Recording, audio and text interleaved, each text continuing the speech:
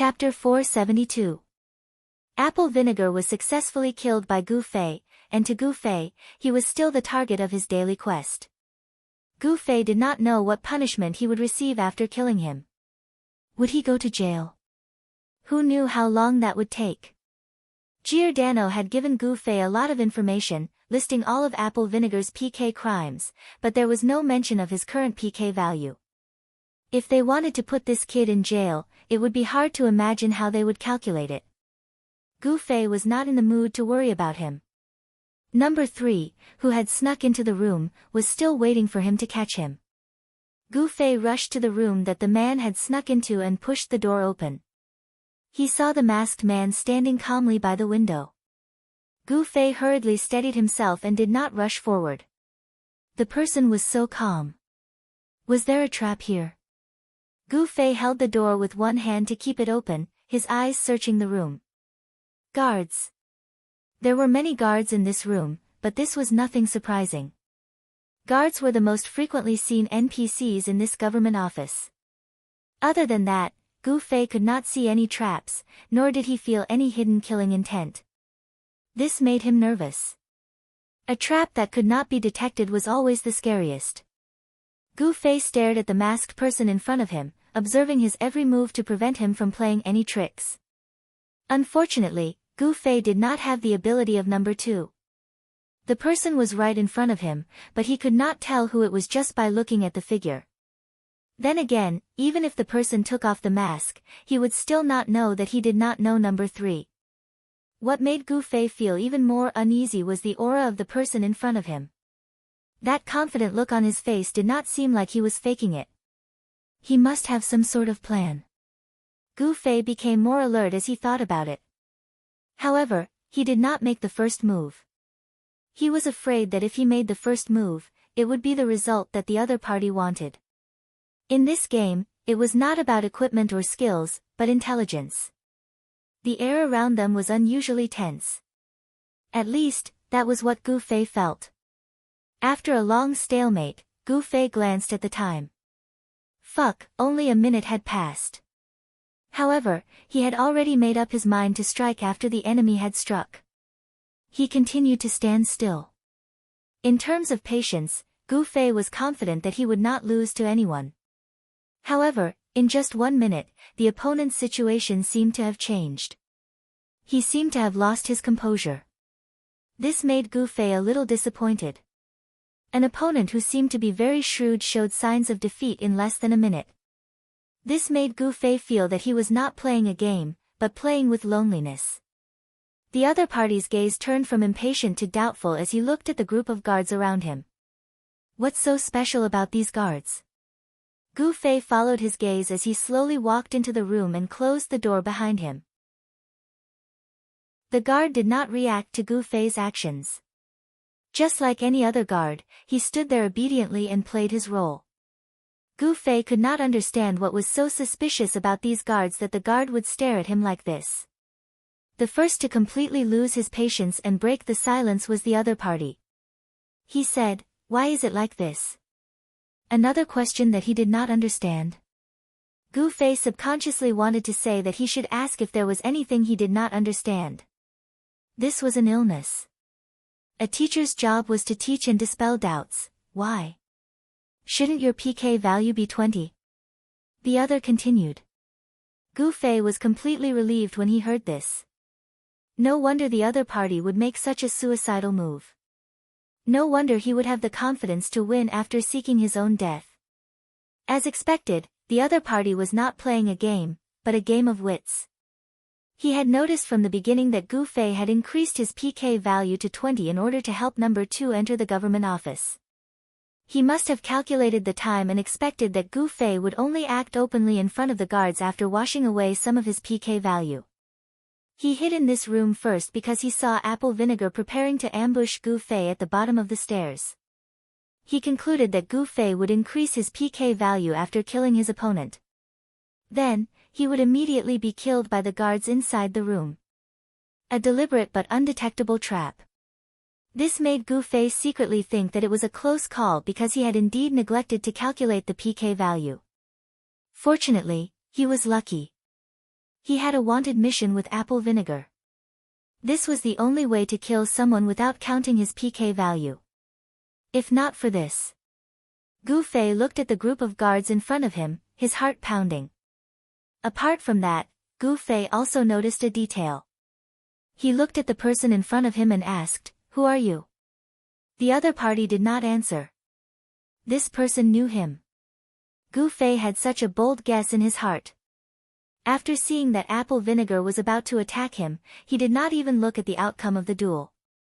He resolutely ran into the room and waited for Gu Fei, whose PK value had increased to 20, to come in and be taken down by the guards. The other party might not have noticed this detail. When he saw that Gu Fei was about to fight, he immediately thought that Gu Fei wanted to increase his PK value. This kind of judgment was definitely made by someone who knew Gu Fei. The silence gave Gu Fei the choice to attack. Since they knew each other, all he had to do was remove the mask on his face. With this thought, Gu Fei shot forward. The room was not big, and the door was guarded by Gu Fei behind him. There was no way he could escape. That was what Gu Fei was thinking. Who would have thought that the other party would do something he didn't expect? The man turned around and pushed open the window behind him, then jumped out. Fuck. So determined. Gu Fei cursed. He did not expect that the person would rather die than let him know who he was. Did he really need to hide his identity? At this time, the height of the floor was even higher than the courtyard's walls. Falling down would mean certain death. Even if he did not die, the players below would not give him any chance of survival. Gu Fei rushed to the window, but found that he was wrong again. The person flew out of the window but did not fall straight to the ground. After falling one floor, the person's feet kicked off somewhere and suddenly leaped up. With one kick, the person broke open a window on the lower floor and flew in just like that. Gu Fei was stunned. He could not see the person's figure, but how could he not see the Grandmaster of Combat's skill? Swallow Slash, this was clearly the Grandmaster of Combat's Swallow Slash. This could not help but surprise Gu Fei. Because he clearly saw the chain of fireballs being fired before chasing here, but the person in front of him was a Grandmaster of Combat. Then where did the magician go? Did he chase the wrong person? Time did not allow Gu Fei to think. He quickly rushed out of the room and rushed to the next floor, hoping to catch up to the person's figure again. But as soon as he stepped out of the door, he was met with an ice whirlwind. This time, Gu Fei could not avoid it at all, and he took it head-on. The damage from being hit by the ice whirlwind was secondary, the fatal thing was the huge reduction in speed. A gust of wind followed the ice whirlwind, and with his reduced speed, Gu Fei could not avoid it even if he wanted to, so he took the arrow head-on. Gu Fei, who had lost his agility, did not dare to face the enemy, and quickly retreated into the room, slamming the door shut with a wave of his hand. Then he heard a loud bang and a heavy blow on the door, obviously the sound of the opponent's spell exploding on the door, and the sound of the archer's arrow hitting the door. So sneaky. Gu Fei thought. This ice whirlwind could be controlled by the continuous consumption of mana, so the magician outside the door controlled the ice whirlwind to stop at the side of the door, waiting for Gu Fei to step out. This was not something that could be avoided by human strength. And the archer's arrow came at the moment when Gu Fei's speed was reduced, leaving him unable to dodge at all. Their cooperation was perfect, and they were definitely in contact with the Grandmaster of Combat who had led him into the room. A high-damage mage, an archer, and a Grandmaster of Combat who had a tacit understanding of each other. Putting all these together, wasn't it obvious who the other party was? Drifting, left hand wrote love, right hand wrote handsome. After guessing the other party's identity, Gu Fei's thoughts became clearer. The third person who organized this team was the Grandmaster of Combat, left hand wrote love, and the one who led him into this team was the archer, right hand wrote handsome. Gu Fei was a little confused. How did number 6 find out that he had a two-way mission with flowers in the fog? Just from the disturbance in the courtyard? So it seemed that Drifting had arranged for him to wait outside the door, and then deliberately led him into this team. What was his purpose? How did Drifting get into the government office? There were a lot of questions, and Gu Fei couldn't wait to know the answer. He sent a message to Drifting, "What the hell are you doing?" Before he could reply, he heard a bang, and the window of the room was kicked open. The guy who had just jumped out of the building had used swallow slash again. Hello. Left hand, or right hand? Gu Fei only knew these two people, but he couldn't match their names and classes. It's left hand, wrote Love. The guy said as he took off his mask. What the hell are you guys doing? They organized a team, brought them into the government office, and now they seem to be killing them one by one. Gu Fei didn't understand. This. Let's talk about it later. Love left hand suddenly flew up and punched. Obviously, he knew that Gu Fei was still slowed down by the ice whirlwind, and he had to take this opportunity to knock down Gu Fei. Love left hand punched with extreme confidence. As a result, just when he thought he could knock down Gu Fei with one punch, Gu Fei had already stepped to his side, and with a flip of his hand, he slashed at Love left hand's back. Left hand right Love was shocked.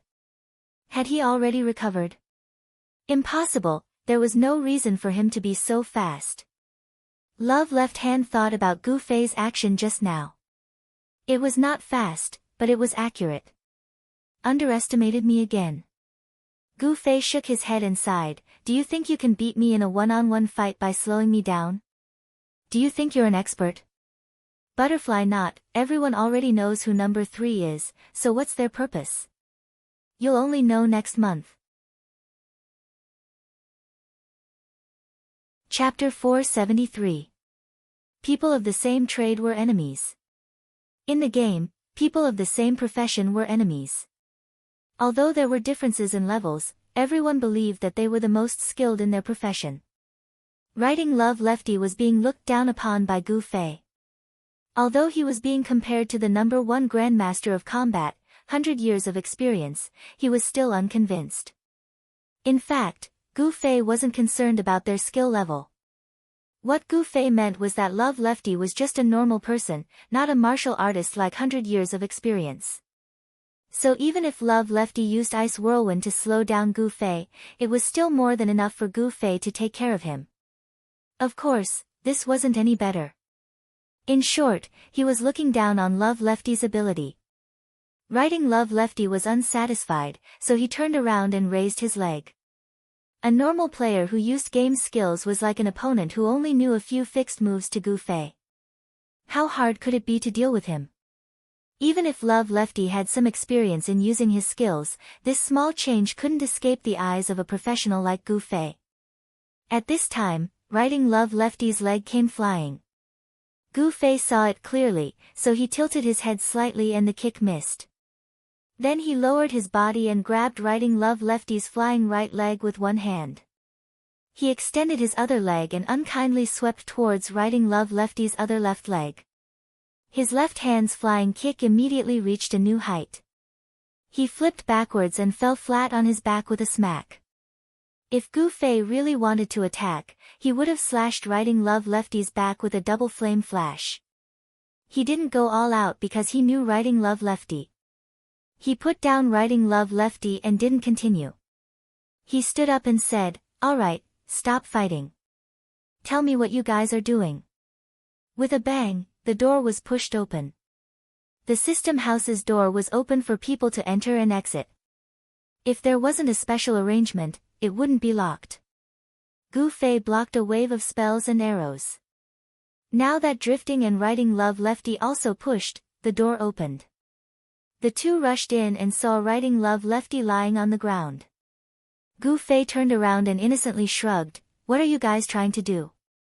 Although he was sandwiched between the three of them, Gu Fei was not afraid at all, because the freeze effect had already passed. It was originally only for a few seconds, and if it continued, it would be too much of a freak. Of course, Drifting knew how long his spell would last. He was sure that Right Love Lefty wouldn't have disappeared by the time he cast the spell. But now, he saw Right Love Lefty fall to the ground in such a sorry state. Could it be that Lefty had defeated Right Love Lefty when he was slowed down by the frozen spell? Drifting gasped. He realized that the stranger wasn't the only one who had underestimated Gu Fei. He thought he knew how strong Gu Fei was, but he was wrong. Was there a limit to his strength? Gu Fei retreated to the wall and stood in a position where he could easily attack any one of the three. Then he smiled and said, "Talk." "Why isn't anyone talking?" Drifting looked at him and said helplessly, "A mission is also a mission." "What mission?" Gu Fei asked. "It's just a normal mission. I can't compare to you."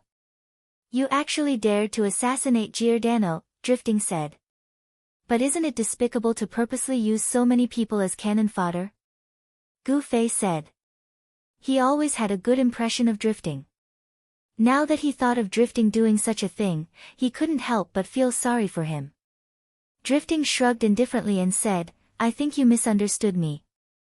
I've never been a good person." "Yes, it's a misunderstanding." Gu Fei nodded.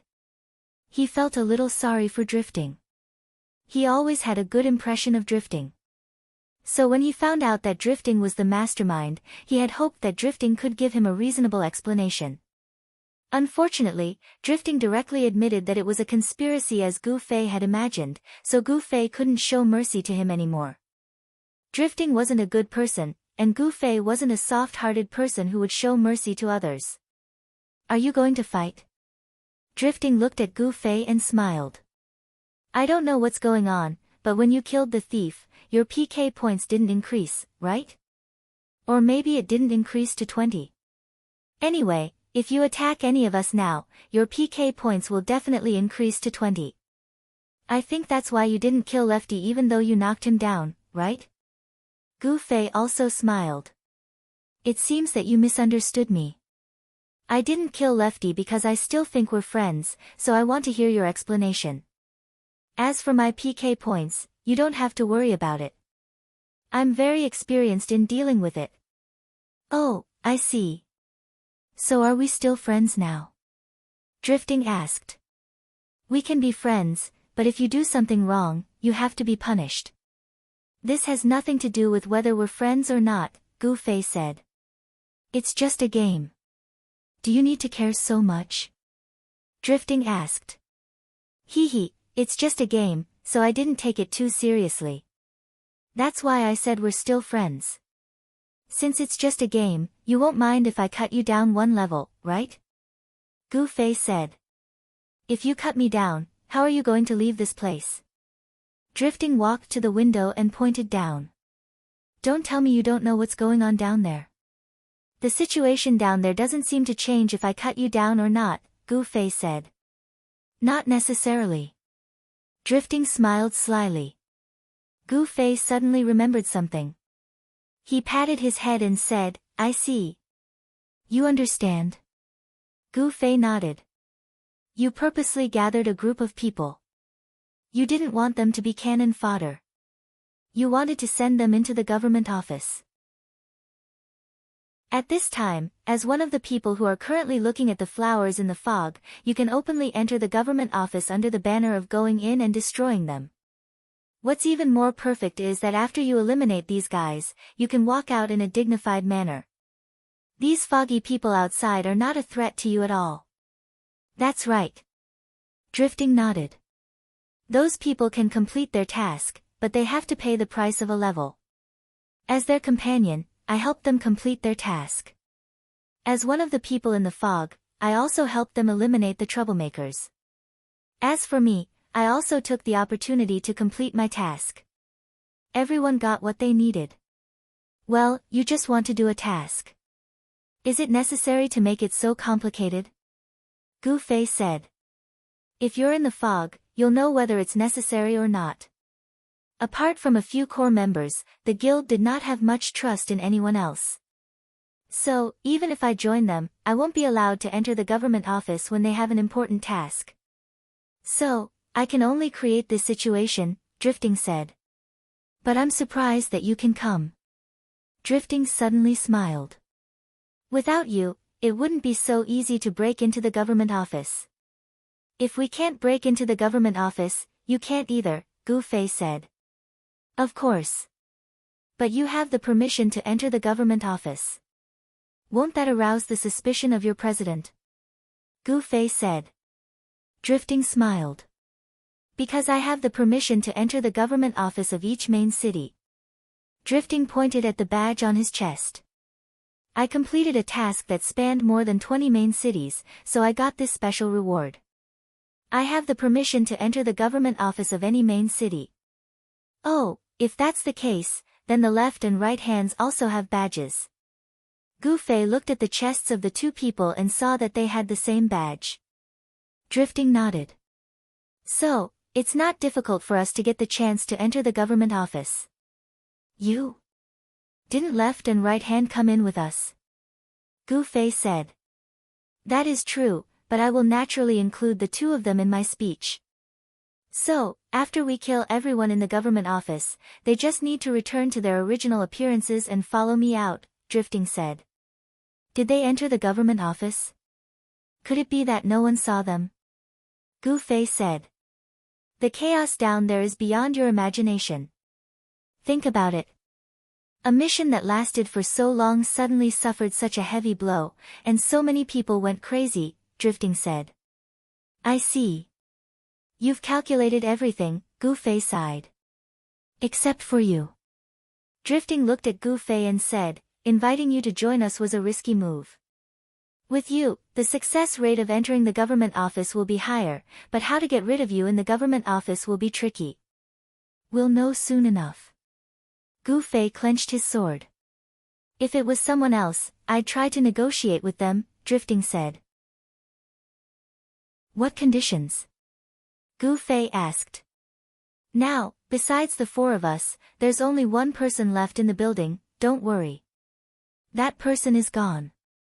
Gu Fei knew that Drifting was talking about number 2, who had been hiding behind the door until he was killed by number 4. Drifting and the others probably didn't know. Oh. Drifting didn't know. He nodded and said, then, there's only the 4 of us. The 3 of us can go out and tell the guild that we've killed all the targets. Maybe they won't believe us and stay, but if you wait patiently, they'll leave. Then, with your strength, it won't be hard for you to get out. But I feel like you won't compromise, Drifting said. That's right, Gu Fei said, I'm a short-sighted person. I don't know how far I can go. I just want to teach you 3 a lesson. As for how to get out, that's for later, right? If that's the case. Drifting had no choice but to raise his staff. Chapter 474. Drifting's spellcasting technique was very refined and powerful. It was especially difficult to dodge in a room like this. Drifting seemed to have done some special research on spellcasting in a room, so he was even more talented in this aspect. Gu Fei did not dare to be careless. Seeing that Drifting was about to make a move, Gu Fei hurriedly launched his killer move, teleportation and double flame flash. Ice Shadow. Drifting, who had been practicing spells for a long time, was also very fast. He instantly completed the chant. Gu Fei slashed down with his sword, and Drifting was cut into pieces. The ice fell to the ground, and steam rose up. Fake. Gu Fei hurriedly looked around and was shocked. Of the 4 drifters created by the Ice Shadow spell, 1 was smashed by him, 2 were in the other 2 corners of the room, and 1 had actually floated out of the window. And it was this person outside the window who smiled and waved at Gu Fei, saying, I'll make a move first, Brother Qianli. After saying that, he began to descend. Without waiting for Gu Fei to react, another silhouette had already flashed to the side of the window. With a leap, the silhouette had already leapt out. It was Left Hand Right's Love. With a horse-spurring meteor, he also leapt out of the window. Gu Fei hurriedly chased them out of the window and saw the 2 people who were still falling. He grabbed Drifting's legs with his left hand and threw himself into the air just before they hit the ground. Just like that, Drifting was flung out. Even though he took damage from the skill, he didn't suffer any damage from falling. Drifting was still alive after he landed. Love's left hand used Flying Swallow Slash to kick the wall. His body flew out and changed the direction of his fall. Even though he landed hard and rolled a few times, he was still alive. At the same time, the door behind him opened.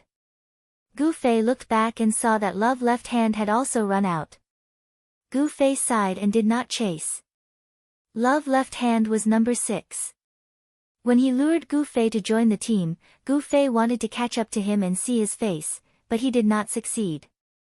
Their speed was about the same. At this time, Gu Fei also received a message from Drifting. Why did you chase them outside the window? I can't help you now, Gu Fei sneered. He knew that drifting meant that when you reach the window, the people below have already seen you, so I can't cover for you.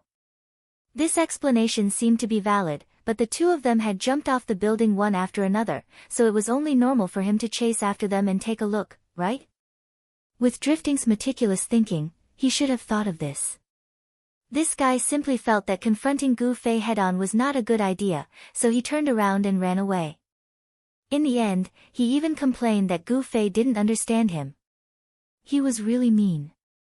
Gu Fei didn't reply to his message, but his message came again. How are you going to escape? I'm really curious. I'll be waiting in the courtyard to enjoy your performance. Gu Fei smiled again. How could he escape? In fact, he had already thought of an idea. Although it was not a very kind idea, he had no choice but to use it. Gu Fei left the house and went up to the 3rd floor. He came to Giordano's guard room. After talking to Giordano, he immediately began to praise Gu Fei's actions. Obviously, the daily task had been completed.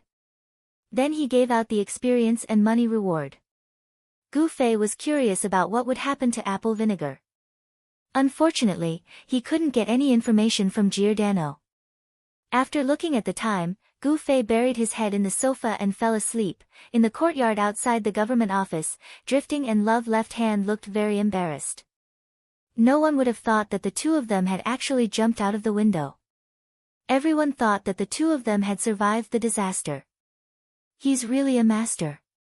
Everyone saw the mage standing by the window and thought that he must be the one who had sent Drifting and the others flying out of the window. They also had an archer. Was he dead? While they were thinking, Love Left Hand stumbled out of the government office. He looked very miserable. He said as soon as he saw someone, too strong. At this time, 3 sighs Flowing Maple had already rushed to Drifting's side. Brother Drifting, you've worked hard. He didn't rush to ask about the task, but first showed his concern for his companions. 3 sighs Flowing Maple was a leader who paid attention to details. Drifting smiled and said with slight regret, unfortunately, we still couldn't complete it. Everyone looked at the window upstairs. At this time, Gu Fei had already left. How many people are left in the building? 3 sighs Flowing Maple asked. 1, Drifting replied. Are the others dead? 3 sighs Flowing Maple was quite happy. If Drifting hadn't been there, they could only watch as a few people ran around the government office. Who knew what kind of trouble they would cause? Now that there was only one person left, it was much less troublesome. They're all taken care of, but this one is too hard to deal with, Drifting said. Yes, yes. Leave the rest to us, 3 sighs Flowing Maple said. Drifting and the other 2 came out of the building in miserable states. 3 sighs Flowing Maple was too embarrassed to say, you guys go in and try again. Drifting nodded and retreated to the side with Love Left Hand and Love Right Hand. They looked at the window where Gu Fei had left, deep in thought. What is this guy going to do? I'm really curious, Drifting thought. His magic power isn't strong enough. It won't be enough for him to kill his way out of the courtyard. Besides, he has too many PK points. If he kills a few players, he will attract the attention of the NPC guards. There are more than 1 or 2 guards in the courtyard. I'm afraid he won't be able to provoke them, right? While Drifting was thinking, 3 sighs Flowing Maple had already started to make arrangements. Everyone, focus. Don't miss the front and back doors and all the windows. If you find anyone, kill them on the spot. Yes. Everyone in the courtyard shouted in unison. Drifting and the others had successfully killed several people who had entered the government office. Only one survivor was left, which was a great boost to their morale. So noisy. Hearing the loud shouts outside, Gu Fei mumbled discontentedly. He turned over and went back to sleep.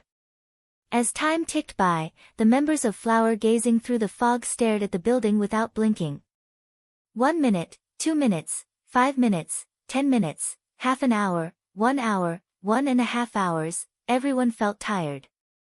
Maybe that guy had forcefully gone offline, and everyone was waiting like idiots. Someone guessed. No, he's still here. Drifting, who was a good friend of Gu Fei, answered everyone's questions. At the same time, he was also curious about what Gu Fei was doing in the building. Was he killing time to get rid of his PK points? How long would it take? Or was he fighting with Giordano? That was even more impossible. There were so many NPC guards in that room. Since he knew about Gu Fei's quest, Drifting had specifically looked for Giordano's location. His conclusion was the same as Gu Fei's. There was no chance for him to attack. What the hell is he doing? Drifting was a little anxious. Flowing Maple 3 Sighs, who cared about the quest the most, was even more anxious. This guy had been hiding in the government office for so long. They really didn't know what he was doing. Flowing Maple 3 Sighs had wanted to invite Drifting and the other 2 players who had permission to go in and take a look, but he had resisted the urge several times. This time, after hesitating for a while, he finally stood up and walked over. Brother Drifting, I haven't seen this guy for so long. What do you think is going on? Flowing Maple 3 Sighs asked. I'm not sure. But there shouldn't be any other exit in this building. I've checked. Besides, there are many guards in the building, so he doesn't have a chance to do anything. He hasn't come out for so long. I really don't know what he's doing, Drifting said. Oh. Drifting's words dispelled Flowing Maple 3 Sighs' doubts. He was indeed worried that Gu Fei was planning to blow up the entire building. This guy hasn't come out for so long, and we're all very anxious. Should I trouble you 3, who have permission, to go in and take a look? Flowing Maple 3 Sighs finally made this request. Drifting immediately thought, is this it?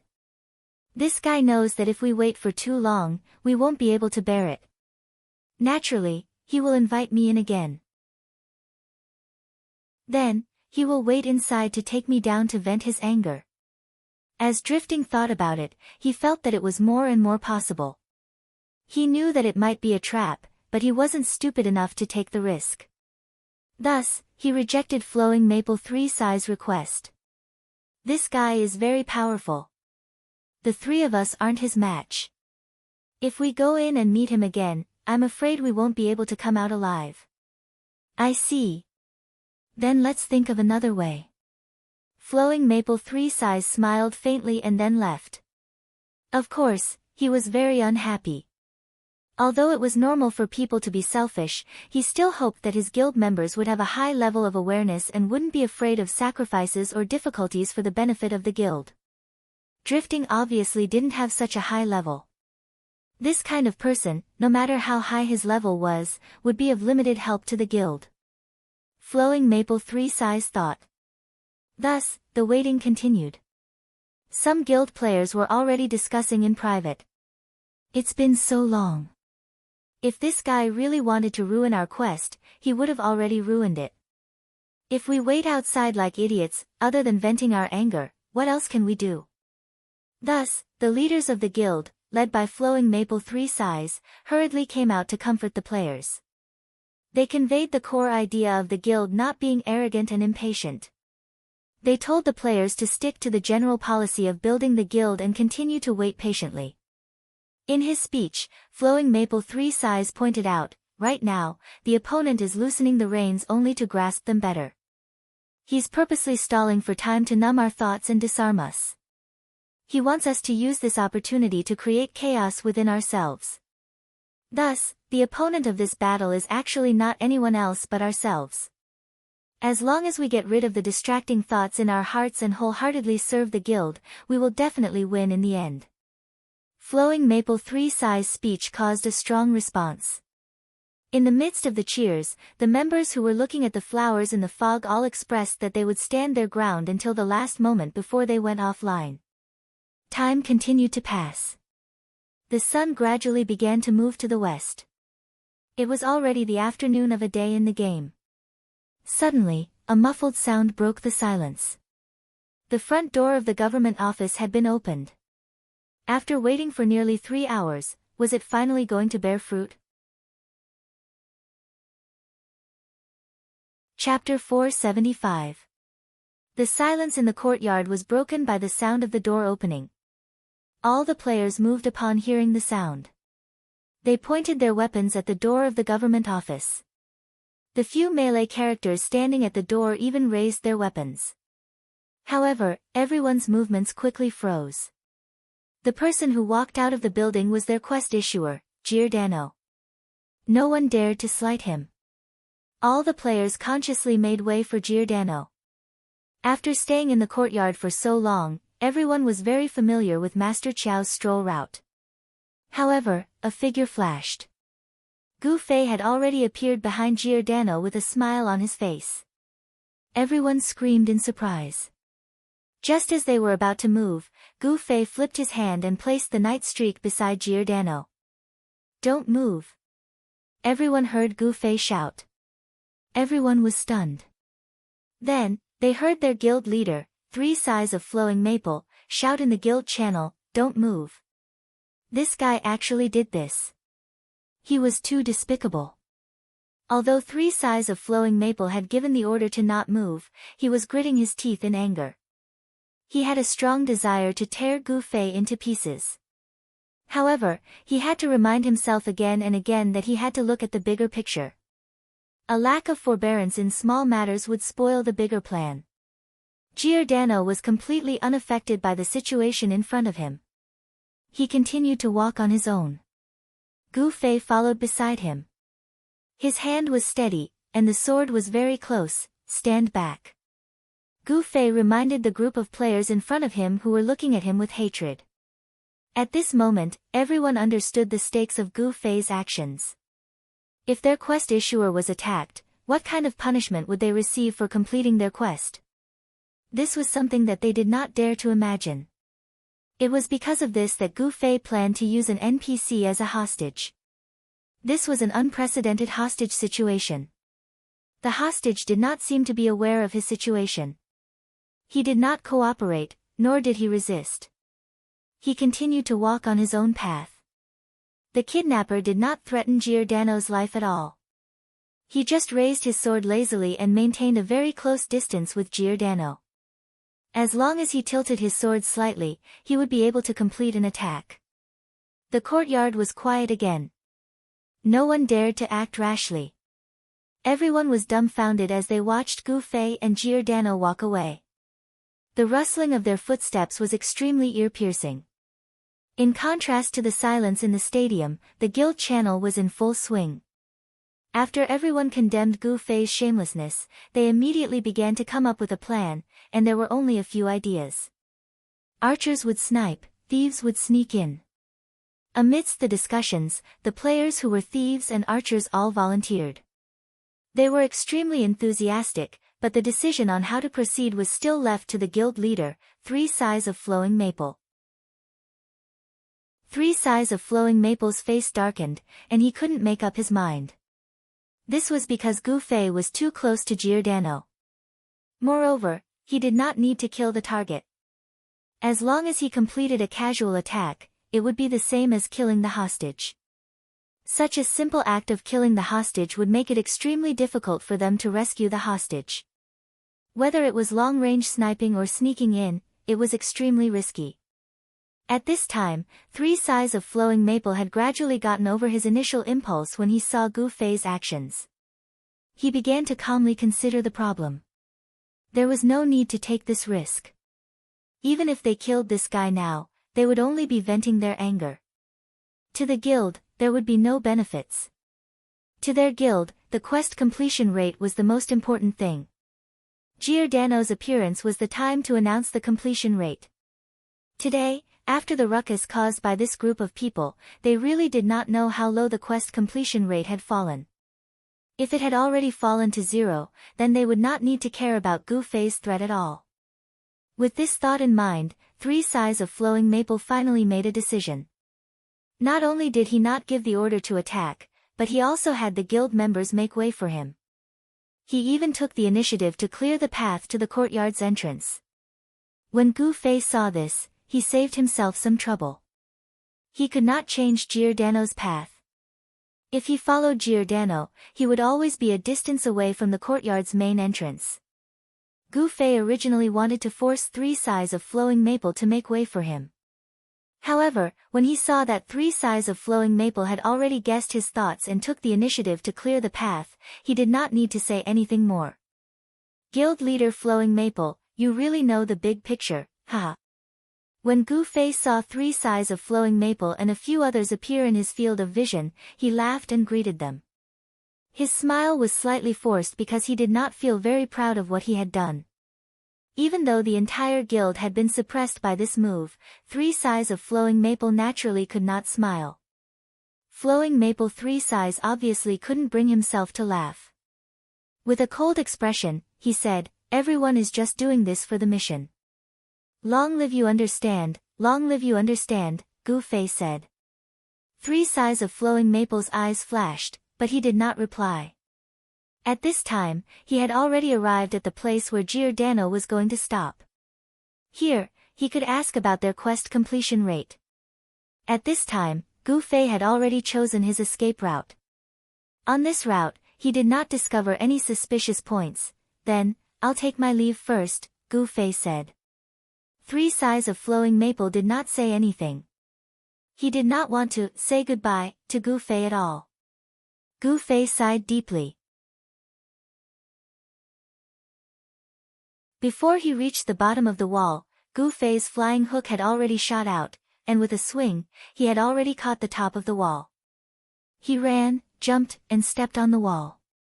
His movements were done in one breath. In the blink of an eye, Gu Fei had already climbed 5 meters, and as he climbed, he put away the end of the rope. The thieves who had chased him to the bottom of the wall could only look up and sigh. The only threat that could pose was the archer. After all, it was difficult to climb and dodge at the same time. When Gu Fei successfully climbed to the top of the wall, he was still hit by 2 arrows. There really aren't that many experts. Gu Fei sighed after noticing the damage of these 2 arrows. The damage of these 2 arrows was mediocre, and it could not compare to the damage of a powerful person like Yutian Xinming. After throwing the arrows that he had pulled out of the wall, Gu Fei had already turned around and jumped down from the other side. When he landed, he was already in the fog, and his escape was successful.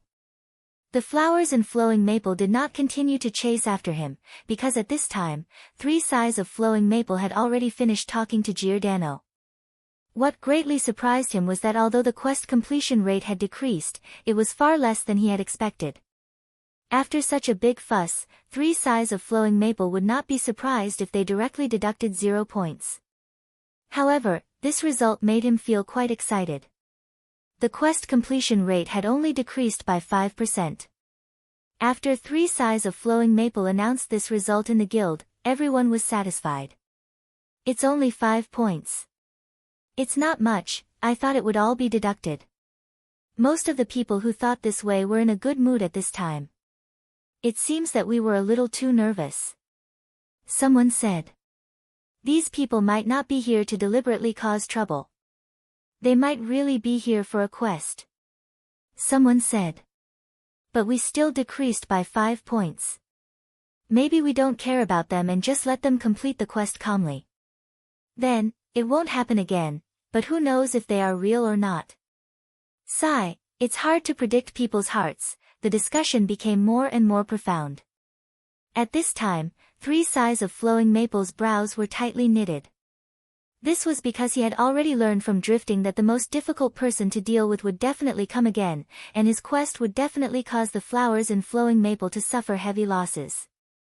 "Assassinate Giordano, butterfly knot," Next, how will Comrade Gu Fei create an opportunity to assassinate Master Qiao? Please look forward to it and guess. Chapter 476. Flowing Maple 3 Size placed a lot of importance on Gu Fei. This person had strength, methods, and courage. Even though he was alone, he was still a very difficult opponent to deal with. However, when Flowing Maple 3 Size announced this news in the guild, it set off a wave of commotion. Many guild members expressed that if this guy dared to come again, they would definitely teach him a lesson. This kind of reaction made Flowing Maple 3 Size sigh endlessly.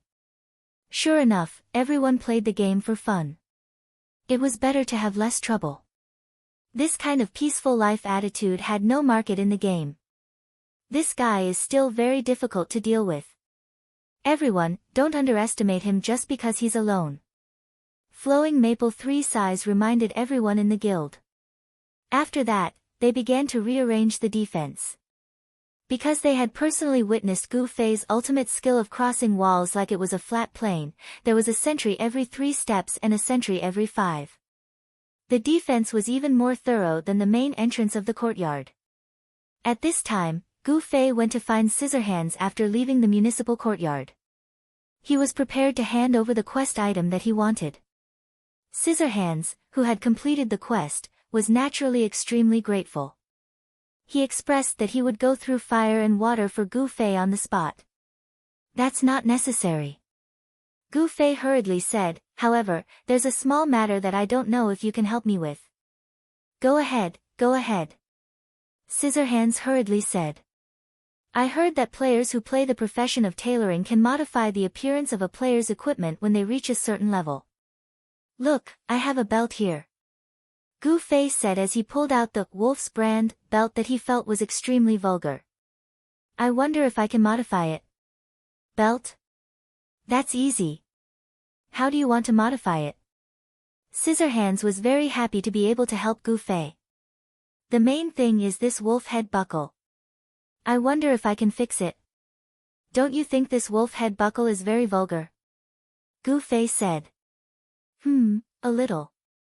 The size of the wolf's head does not match the width and color of the belt. The craftsmanship of the belt is rather rough. Some might say that it exudes a sense of wildness, but from my perspective, this so-called wildness is not intentional. It's a result of the craftsman's lack of artistry and craftsmanship. He is unable to carve out the meaning that he wishes to convey, and that is why this situation is so confusing. Conceptually speaking. Scissorhands studied the design of the belt, and from his professional point of view, he immediately gave the belt an analysis. Wait a minute. Gu Fei interrupted Scissors and asked carefully, are you speaking Chinese? Ah. I don't understand. Just tell me if you can change it. Gu Fei said. I can, but I'm afraid I can't do it alone. Scissorhands said. Why? Gu Fei didn't understand. This belt is not just a product of the tailor class. This wolf head buckle is the core part of the belt. However, it belongs to the blacksmith class. Therefore, to completely change the design of this belt, we will need the cooperation of at least a high-level blacksmith player, Scissorhands said. Gu Fei immediately opened the mercenary channel. Experts, is there anyone with a high blacksmith skill? No one answered. Therefore, Gu Fei asked again. The Han family young master finally replied, do you know that your question is very stupid? Even though there are not many types of life skills in the parallel world, the content is very large and it is very difficult to improve. Players who have the energy to level up will not be able to reach our current level. If you want to find a high-level blacksmith, go to the newbie market. Don't come to my elite team. Is that so? Gu Fei was confused. He then asked Scissorhands, what level are you? Ah. Level 32. It's not easy to level up a life skill, right? Yes. For the sake of this blueprint, I put in another level, Scissorhands said. Gu Fei patted him and then asked, where can I find a high-level blacksmith? Do you know anyone? I know one, but he is not online right now, Scissorhands said regretfully. Oh, it's good that you know someone. I'm not in a hurry. It's about time for me to go offline. Hold on to the belt for now. I'll come find you tomorrow. It won't take too long to change it, right? Gu Fei said. Ah, as long as I'm here, the changes will be done quickly. Scissorhands looked at the belt that Gu Fei had stuffed into his hands. He could even see the attributes of the belt. Not to mention the content, just the purple text was glowing. To casually hand such equipment to someone else, how much of a person did that require? Scissorhands looked at Gu Fei in a daze. He saw Gu Fei say to him, "Then I'll find you tomorrow." After saying that, he left. Gu Fei quickly went to the revival point and went offline. This was really disappointing news for the players who were looking at things through the fog. At that moment, it was late at night in the real world. Many experts of the stay-up-late class were logging in one after another. After hearing about the events of the day, they were ready to fight it out with this expert. However, they received news that he had already gone offline. The long night made it even more difficult for them to sleep. This guy's online time is relatively stable. Usually, he'll be online from after dinner to 10 o'clock. Normally, he won't be online for more than 3 hours. Drifting Maple 3 Sighs continued to explain what he knew about Gu Fei. This kind of activity is like an office worker. How can there be experts like this? Flowing Maple 3 Sighs was surprised. Experts were all built up over time. It was hard to imagine that a guy who only played for 3 hours a day would be a first-rate expert in the game in terms of level, skill, and equipment. Something like this. Drifting gave a brief introduction of Gu Fei's Kung Fu. This was no longer a secret among the group of people who went on a mission with Raining the Four Seas to Sunset City. Everyone knew that Gu Fei was so strong because of his Kung Fu. Kung Fu. Flowing Maple 3 Sighs did not appear surprised like the others. It was as if he was not completely unfamiliar with this. Guild Master Flowing Maple. Have you heard of this? Drifting noticed the abnormality in Flowing Maple 3 Sighs' words. Yes. Flowing Maple 3 Sighs nodded. Our city also has a player who claims to know Kung Fu.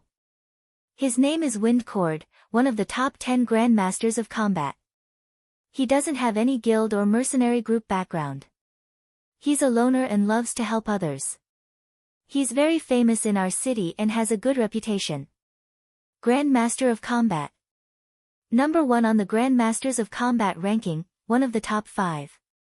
He also knows Kung Fu. There's also a mercenary group in Sunset City that gathers a bunch of people like him. Most of them are Grandmasters of Combat, Drifting said. Yes, the Grandmaster of Combat class seems to be closer to Kung Fu, so people like this class. Flowing Maple 3 Sighs said. Then what about Chinli? Why would he choose a mage? Mages and Grandmasters are obviously not reliable. Drifting said. Challenge himself? Surpass the limit?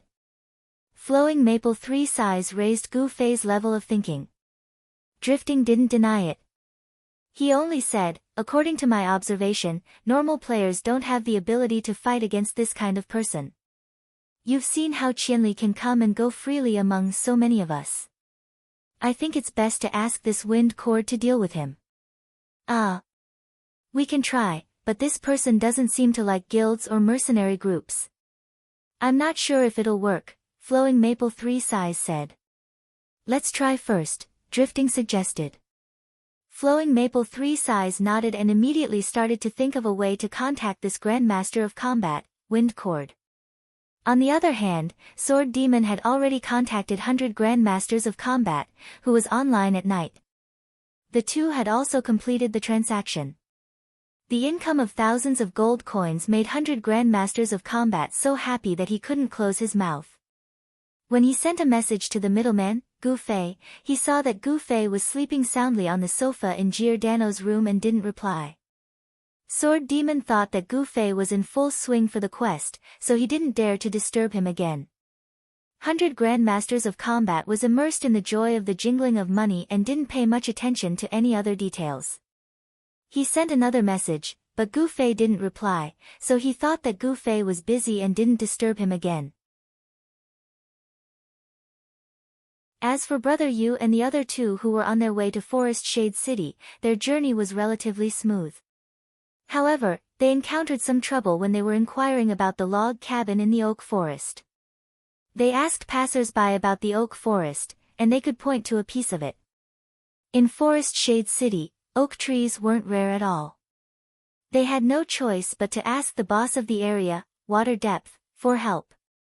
But for some reason, Water Depth seemed to be in a very bad mood at this time and refused all visitors. The three of them could only helplessly wander in the woods around Forest Shade City, asking people if there was an oak forest nearby, if there was a log cabin in the oak forest, and if there was an NPC in the cabin. Such efforts weren't in vain.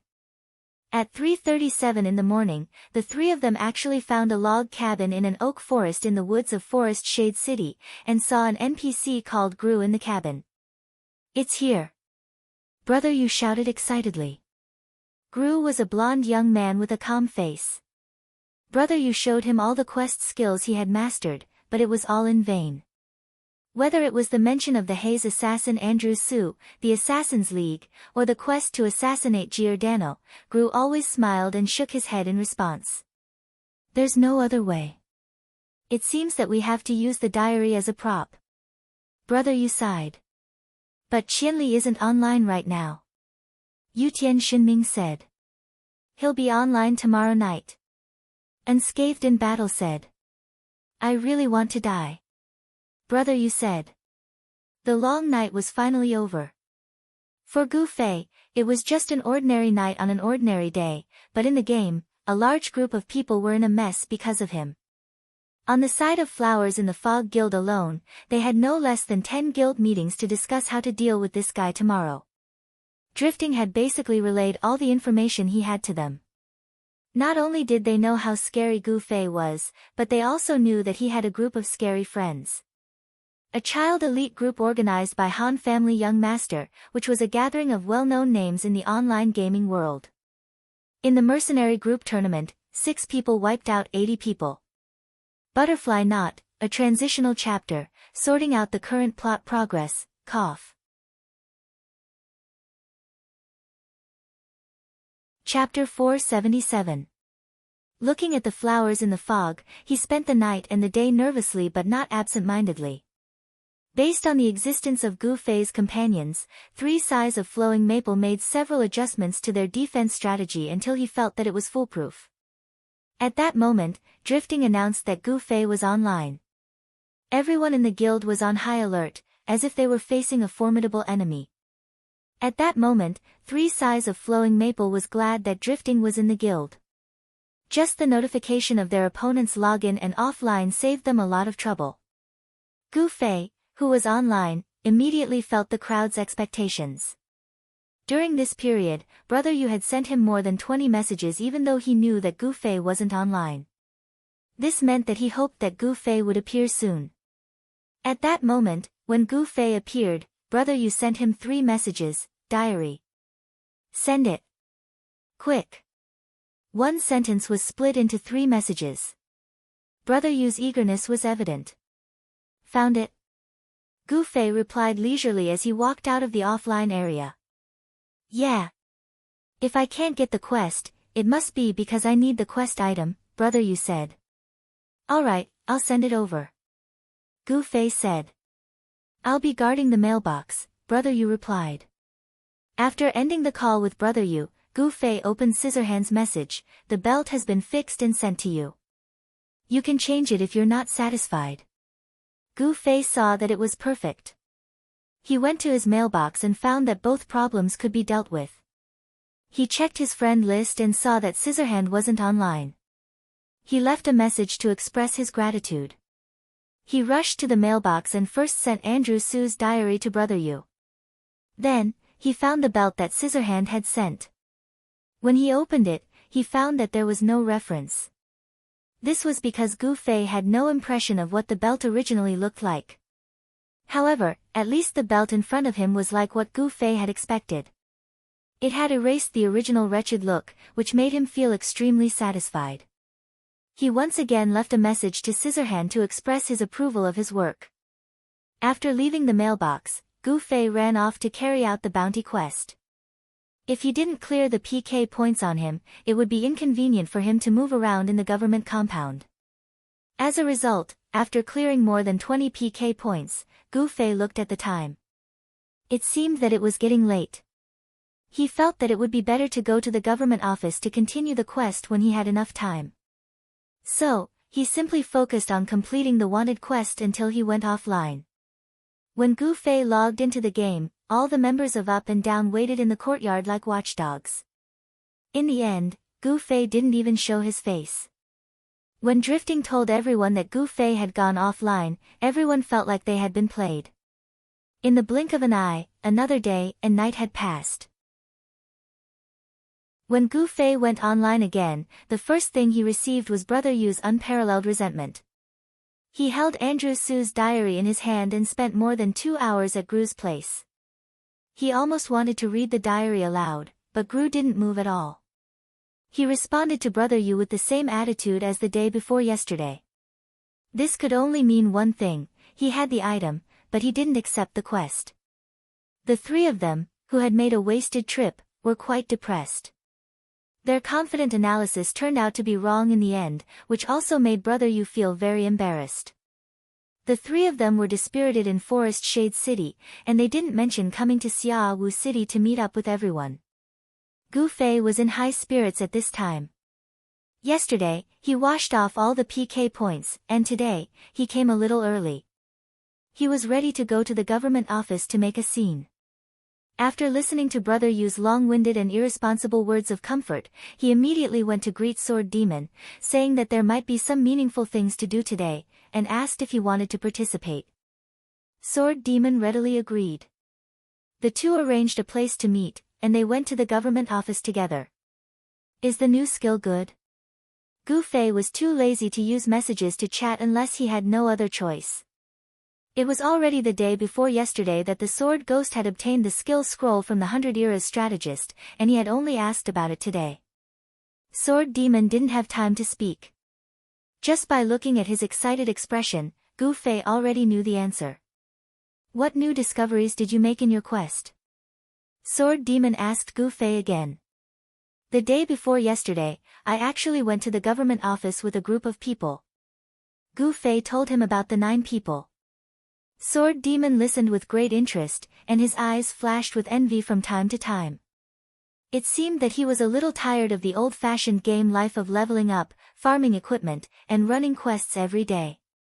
He also looked forward to Gu Fei's exciting game life. I didn't expect Drifting to be so scheming. Sword Demon sighed after listening to the story. Yes. Are you familiar with him? Gu Fei found that he really didn't know much about this person. Sword Demon shook his head and said, Yutian might be slightly familiar with him. Yutian? Does Drifting count as a human in his eyes? Gu Fei said. Probably not. The two agreed that Yutian Shenming, who despised and ridiculed Drifting, wouldn't be able to get any meaningful information about Drifting. Then, what did you find in the process? Sword Demon asked.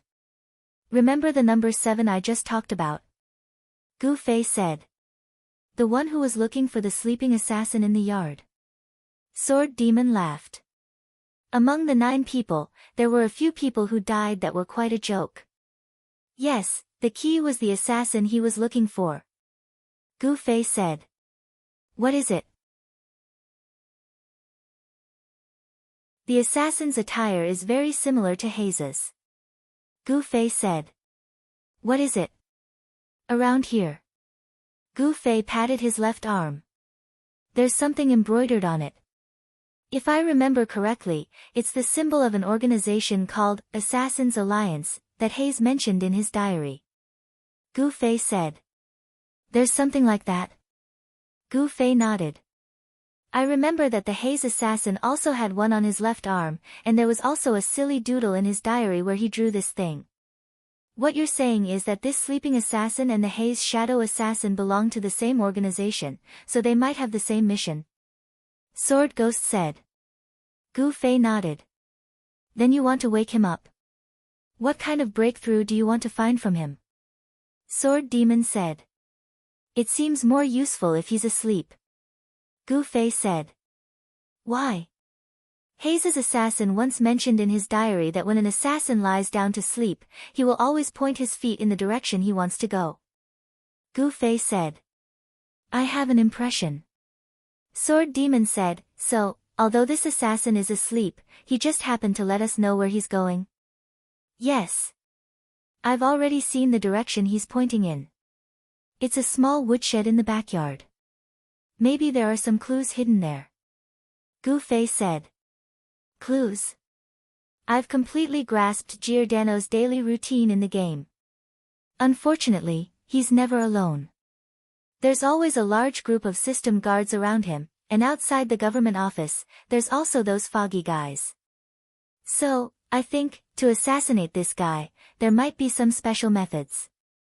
Maybe the direction pointed out by this sleeping assassin is the method we're looking for. Gu Fei said. Your analysis makes sense. Sword Demon couldn't help but nod, but in the end, he added with his usual seriousness, if it's not a game. Huh. As a game, it's hard to imagine that the goal of other people's missions would have such a connection with your assassination. Sword Demon said. Normal games might not, but this game, I think it's possible. Gu Fei said. No matter what, we can always try. If that's really the case, then it looks like we should really change the way we think about the game. Sword Demon said thoughtfully. Now, let's go to the mailbox to get the diary. Gu Fei patted Sword Demon. From the mailbox, he took the diary that Brother Yu had sent back. Gu Fei quickly flipped to the Haze Assassin's graffiti and nodded. There's no mistake, this is the pattern. Sword Demon looked at it and shook his head, indicating that he had no impression of this pattern on the Haze Assassin. Now we're going to break through the wall again. Gu Fei said. He wasn't stupid. He didn't forget that Drifting was the mastermind behind the 9 people. So, his mission goal was to assassinate Giordano. Right now, everyone probably knew. They dared to assassinate their mission publisher. He didn't know to what extent these guys would upgrade their defense mode. This level was quickly seen by Gu Fei and Sword Demon. At this time, there were actually people guarding the outer wall of the government office. The two hid in the fog a few times and found that it was the same. Sword Demon sighed. Looks like they were tortured badly by you last time. Gu Fei was also helpless. They're too strong, they can't even climb the wall. Looks like we have to kill one. Sword Demon said. They probably didn't think of letting one person defend against me, right? Kill one, expose our existence, and then a large group will surround us. Gu Fei said. If that's the case, we have to kill a few more to confuse them. Sword Demon said. Yes, I like this bold method. Gu Fei praised. Sword Ghoul, on the other hand, started to reflect on himself. Actually, I'm eager to use this new skill in PvP, Gu Fei smiled bitterly. It seemed that everyone had the violent blood of PK flowing in their hearts, but they had to suppress it due to their moral values. Gu Fei continuously issued wanted missions and Sword Demon came up with such a bold method at this time to find a reasonable excuse for himself to PK. From a certain point of view, everyone was hypocritical. But this kind of hypocrisy was absolutely necessary. Even the system couldn't bear to see Apple Vinegar so calmly and straightforwardly kill if he wanted to, so he directly raised it to a daily wanted mission. As for this guy's punishment, Gu Fei had some guesses, a drop in level. Yesterday, Gu Fei heard that the top 10 thieves list had been updated and Apple Vinegar had disappeared from the list. This matter was quite controversial in Xiaowu City. This executioner who killed people like flies was actually killed by accident. This was something that the people had been eagerly waiting for a long time. And Gu Fei felt that maybe his fight with Apple Vinegar, although it was a wanted mission, had to be punished for PK. This more or less reflected the difference between a daily and a normal mission.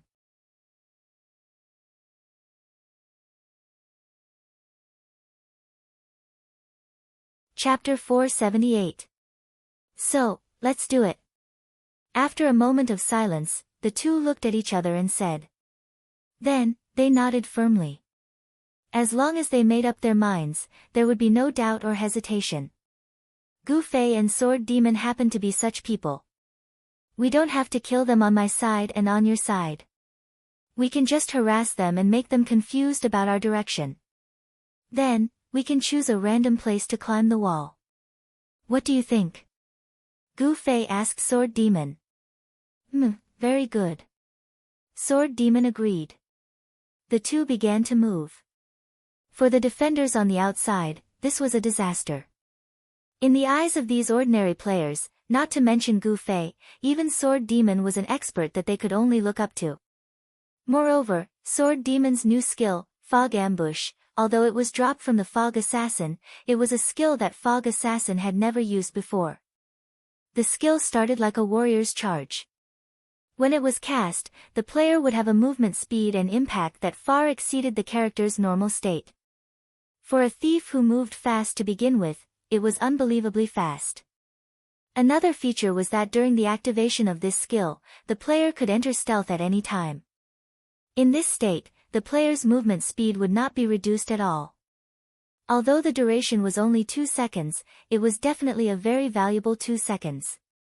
Just think about it, approaching at such a high speed was already a headache. Suddenly disappearing when approaching would be even more difficult to defend against. Even after hearing this feature, Gu Fei felt that it was very difficult to deal with this skill. After all, humans weren't machines. Their attacks weren't so rigid. If it was full of changes, it would be difficult for Gu Fei to have the confidence to grasp it every time. As a result, Sword Demon became even more of a nightmare for these poor players. They saw an abnormally fast figure suddenly rush out of the fog. The speed was so fast that many people were at a loss. Sword Demon was even more obsessed with familiarizing and practicing the skill. Every time he used the 2 seconds of forced disappearance, he attacked 7 people in a row. 6 people didn't react, and the 7th person reflexively covered his face.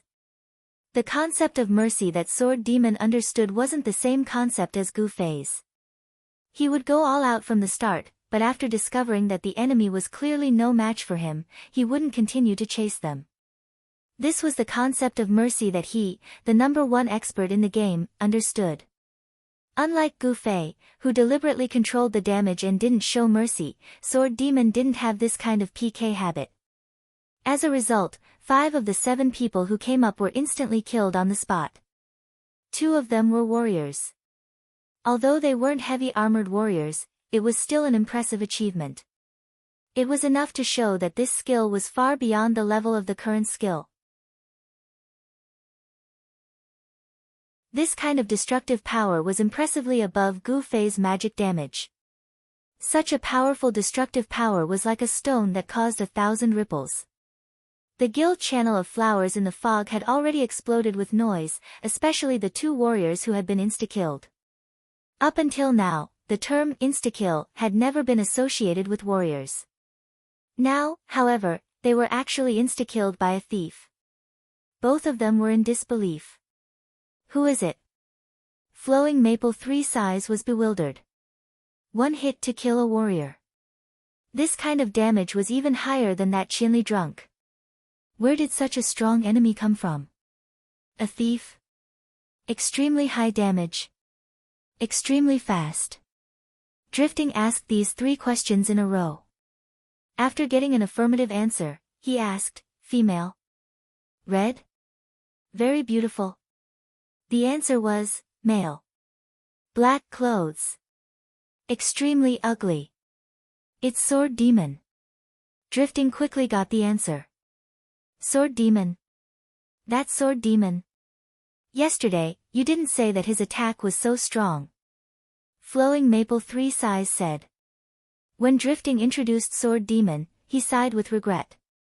It made people feel that this Sword Demon wasn't as strong as he was in the past. He didn't have the domineering aura of a king of the world. I'm not too sure. He shouldn't be this strong, unless he had a fortuitous encounter recently, Drifting said. If that's the case, then he's here. Before Flowing Maple Three Sighs could finish, he was suddenly interrupted by someone beside him. He was dressed in a Grand Master of Combat's attire. He had been hiding under a big tree beside them. It was the expert Grand Master of Combat that Flowing Maple Three Sighs had specially invited, Feng Xian. Flowing Maple Three Sighs originally didn't have any confidence in inviting this expert. He didn't expect things to be so unexpected. After contacting this person through his friend and asking him to help deal with the video mage, this person actually agreed readily. Flowing Maple Three Sighs couldn't believe that things had gone so smoothly. When he thought about it again, he could only conclude that martial artists like to compete with each other. Hence, he hadn't taken action to help his guild complete a quest. Instead, he had taken action for his own challenge. As expected, after Feng Xian arrived at the government compound, he didn't care about any of Flowing Maple Three Sighs guild meetings, core discussions, or defensive arrangements. As expected, the sunlight here is the best. This was the only thing Feng Xian said after entering the government compound. Then, he leaned against the tree and quietly waited for the expert mage to appear. Yesterday, after waiting for an entire day, Flowing Maple Three Sighs was worried that the eccentric expert they had invited would become impatient. Who would have thought that the other party did not seem to mind at all? Today, he still came on time as soon as he logged in. Without saying a word, he went to the big tree and continued to lean against it. His lazy appearance made Flowing Maple Three Sighs question this expert that he had high hopes for. He already felt that he couldn't rely on this guy too much. Feng Xian naturally didn't know about the discussion in the guild channel. However, he heard the conversation with Drifting after that. He's here. Flowing Maple Three Sighs nodded. However, he's still outside the compound. Although they were actually discussing the situation with the Sword Demon, Gu Fei's harassment had appeared at the same time as the Sword Demon. However, it wasn't as shocking as the Sword Demon's. I've already harassed the 7th Corps. What about you? Outside the compound, the Sword Demon was also sending a message to Gu Fei. The 11th Corps. Gu Fei said. So fast. Sword Demon exclaimed. He had already tried his best to be efficient. Who would have thought that Gu Fei would be faster than him? It's more convenient for me. I don't need to do anything. I just need to show my face and they'll start screaming. Gu Fei said. Oh. Sword Demon understood. That's enough, right? Enough. Where do we meet? Sword Ghost randomly chose a coordinate, and the two of them began to rendezvous. At this time, more than 10 places that were under attack began to gather people. Perhaps it wasn't for defense, but to gather more people and gain a sense of security. I don't think the perimeter is for defense. It's just a warning to let the people in the compound know that we've arrived. After meeting up, Gu Fei said. Yes, that's right. Sword Demon agreed with Gu Fei's judgment. So what's next? Let's go. As long as they don't figure out where we're going to break in, our goal will be achieved. Sword Demon said. Gu Fei nodded. The two quickly found a suitable location. Because of the harassment, the perimeter defense was already very scattered at this time, and there were many undefended loopholes. Gu Fei sighed. The defense arrangement is still not in place.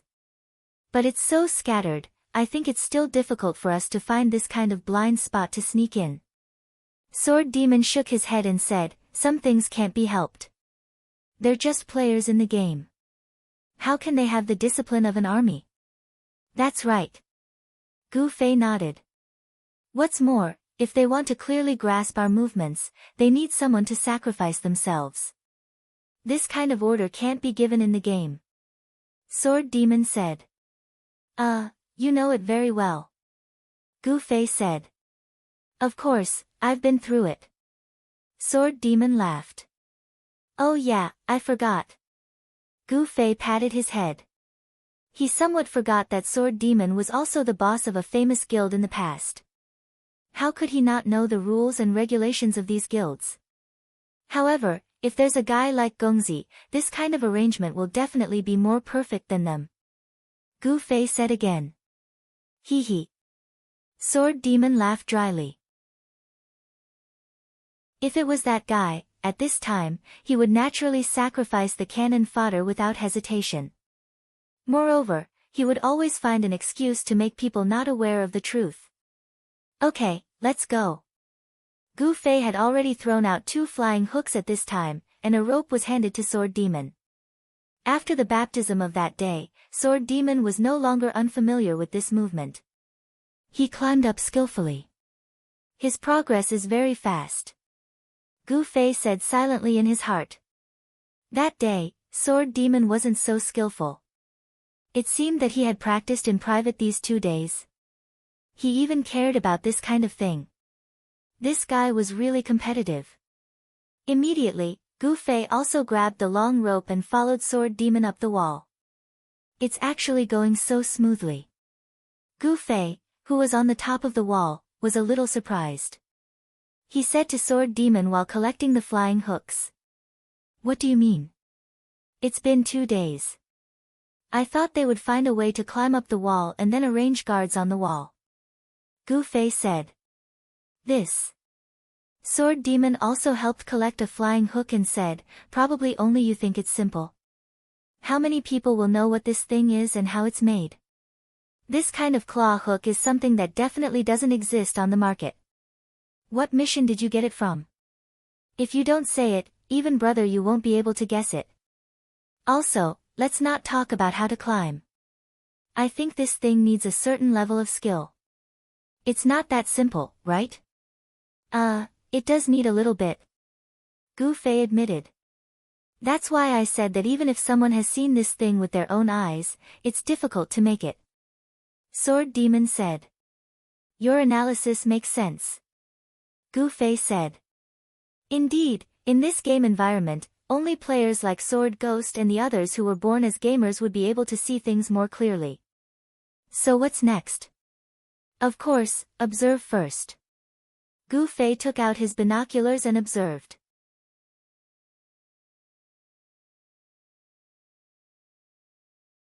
Chapter 479. Since the position of climbing the wall was not determined by the 2 of them, they finally chose a place that was relatively close to the backyard. Gu Fei took out his binoculars to observe carefully, and the Sword Demon waited quietly on the side. After a while, Gu Fei put down the binoculars, and the Sword Demon looked at him and asked. Gu Fei sighed, the focus of the defense is under the wall, and it is impossible to sneak in. If I had known this, I think it would be no different to go directly through the front door. If we go directly down, we will be drowned in the sea of people's war, Gu Fei said. What about the small woodshed you mentioned? Can we kill our way in? Sword Demon said. It is completely possible, but if we can't get through the door, we will die outside. If we can get in, we will die inside, Gu Fei said, spreading his hands. No wonder the layout outside the wall is not very thorough, because there is no need to be thorough. They only need to know that we are coming, and then the people inside the wall will be more alert, Sword Demon said. Gu Fei nodded, they don't care where we are going to climb over the wall, there are so few people. Sword Demon was filled with emotion, and couldn't help but recall the extraordinary years when he led the Against the Sky Guild. If it was in that era, he could just raise his arm and lead a large number of brothers and sisters to directly crush these guys. Would there be a need to sneak around like now? Diversion is the only way. Gu Fei said, but there are only 2 of us. If only one of us jumps down, I'm afraid we won't be able to lure them away. Brother Yu and the others are still over at Forest Shade City, and they didn't say whether they will come back or not. Sword Demon began to analyze how they could have more people. Drifting is now an enemy. Gu Fei was also thinking. Strange Pupil and Yen Xiaozhu? Sword Demon asked. It seems, they are not friends. Gu Fei said. Is there anyone else? Sword Demon thought. I think, there's another one, Gu Fei said. Young Master. The two of them said at the same time, and then fell silent. What is Young Master doing? Gu Fei asked the Sword Demon. Sword Demon glanced at Gu Fei, meaning that he shouldn't have asked this question. Gu Fei replied with an, oh, and opened the message. I'll ask him. Are you bored? Ha ha ha ha. Gu Fei sent a message to the Han family Young Master. What's the matter? Han family Young Master asked directly. There is a very meaningful job, and I think only you are the most suitable candidate. Gu Fei said. Did you drink too much? You're trying to trick me. The Han family Young Master said. I'll let the Sword Demon talk to you. Gu Fei switched the conversation to the mercenary channel. So the Sword Demon gave a simple explanation, including some of Gu Fei's analysis of Andrew Su's diary.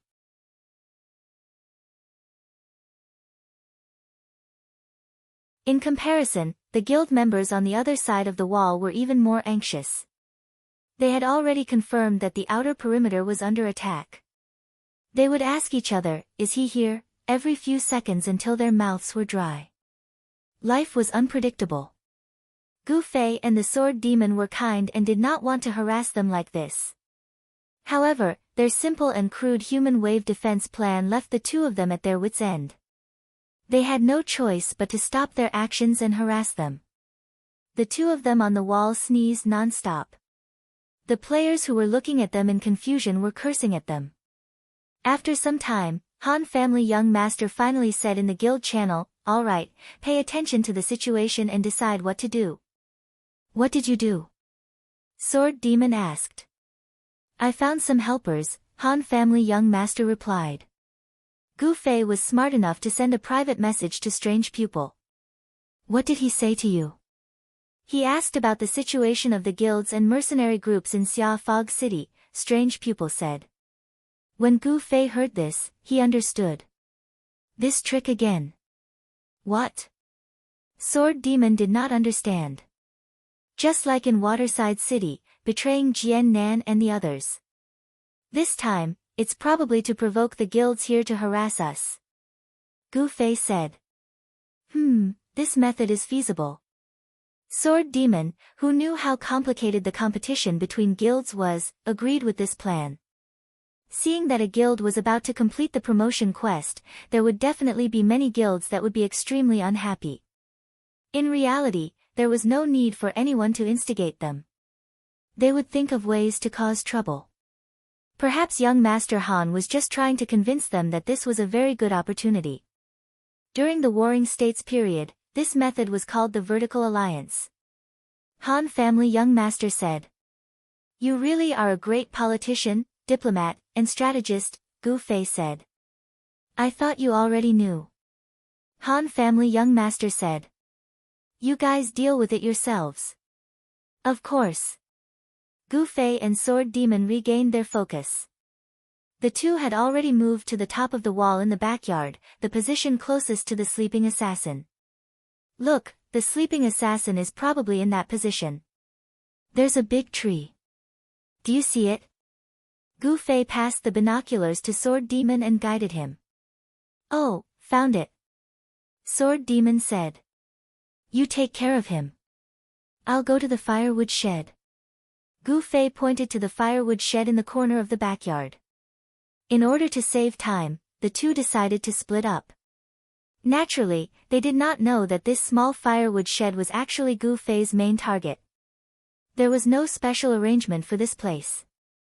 Just like every other inch of the place, there were several players who could see this place. Gu Fei continued to wait patiently on the wall, waiting for the Han family Young Master to show his might. In the blink of an eye, an hour passed.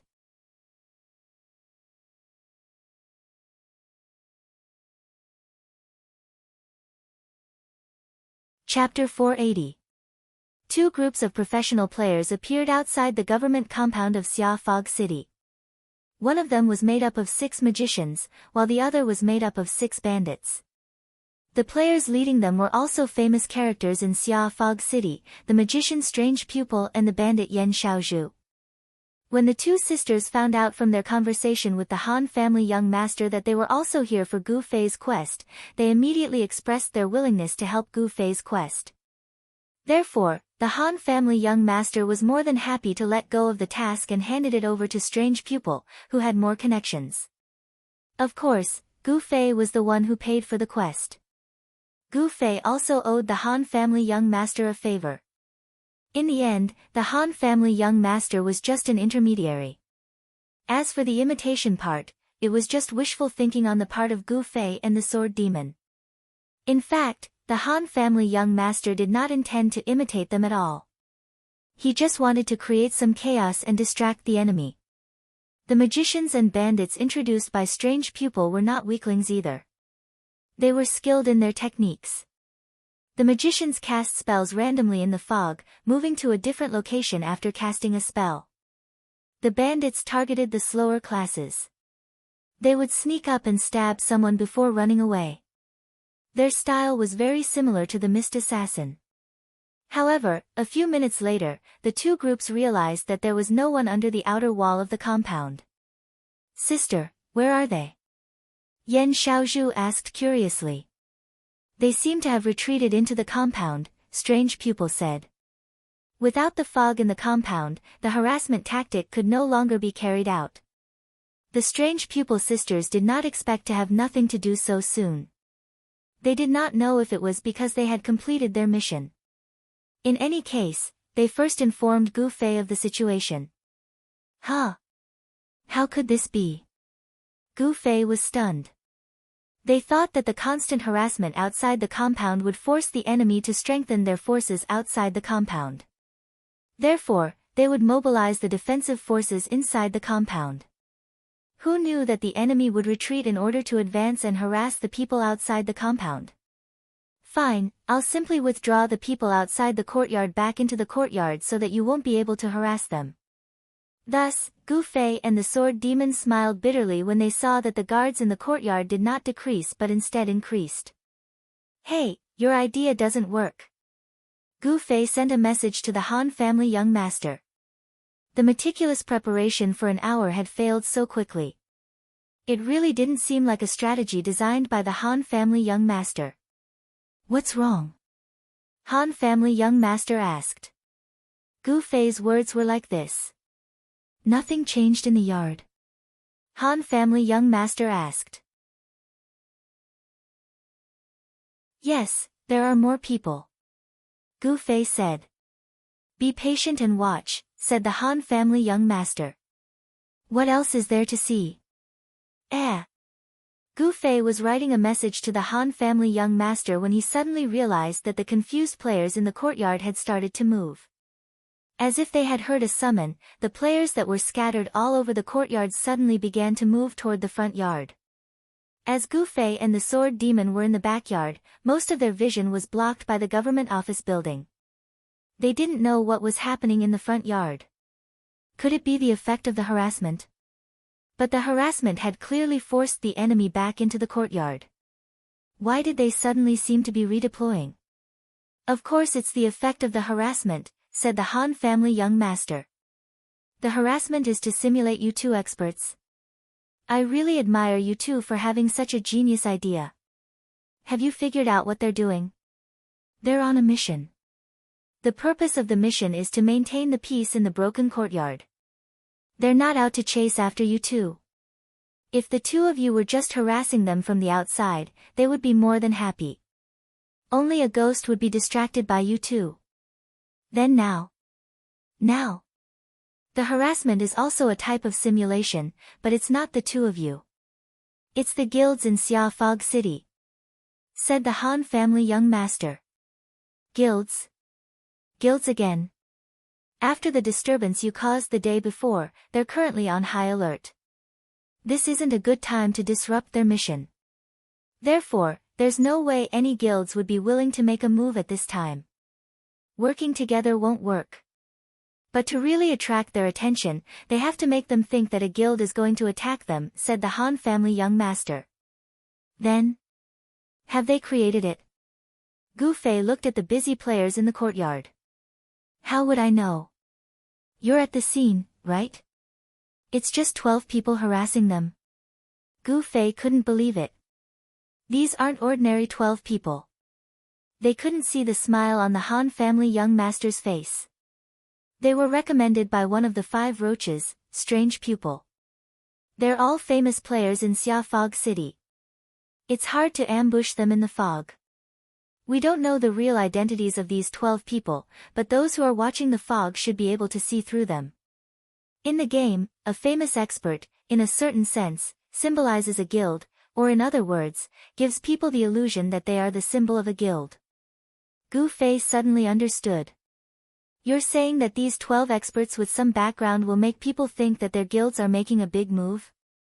That's right. That's the real reason why we invited strange pupil, said the Han family young master. As expected. Gu Fei sighed. This was a classic Han family young master's strategy. The pawns in the game didn't even know the true meaning of their move. They were at the mercy of the pawns. Poor strange pupil and her friends. Gu Fei only hoped that they wouldn't suffer any losses because of this. The Han family young master continued. They've misunderstood, so they're probably mobilizing a large number of people to defend the front gate. However, this illusion won't last long. Hurry up and do what you need to do. Okay. Gu Fei and Sword Demon replied. How's the situation on your side? Gu Fei asked the Sword Demon. There's someone near the sleeping assassin. I have to kill him, said the Sword Demon. Can't you go into stealth? You'll be exposed when you kill the assassin in stealth, said the Sword Demon. Oh, then hurry up. Once you're done, get on the wall and leave, said Gu Fei. Wait, I don't know if the assassin has anything related to the woodshed. Why don't I go down first and wait for my news? If there's nothing related, I'll leave and you can continue. If there's something related, you should get the information on my side first, said the Sword Demon. Makes sense. Gu Fei agreed. Wait for me. The Sword Demon didn't say anything else. He hurriedly threw down the long rope of the hook and slid down with a whoosh.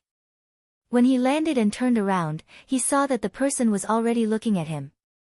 The other person's attention was in the direction of the wall. He noticed it almost at the same time the Sword Demon threw the rope. The Sword Demon landed, turned around, and immediately activated Fog Ambush. He had already chosen a position on the wall. This landing point was within the charging range of Fog Ambush. That's fast, the person said in surprise. The Sword Demon also stared closely at the other person. A Grandmaster of Combat. The Sword Demon thought that he was really sorry.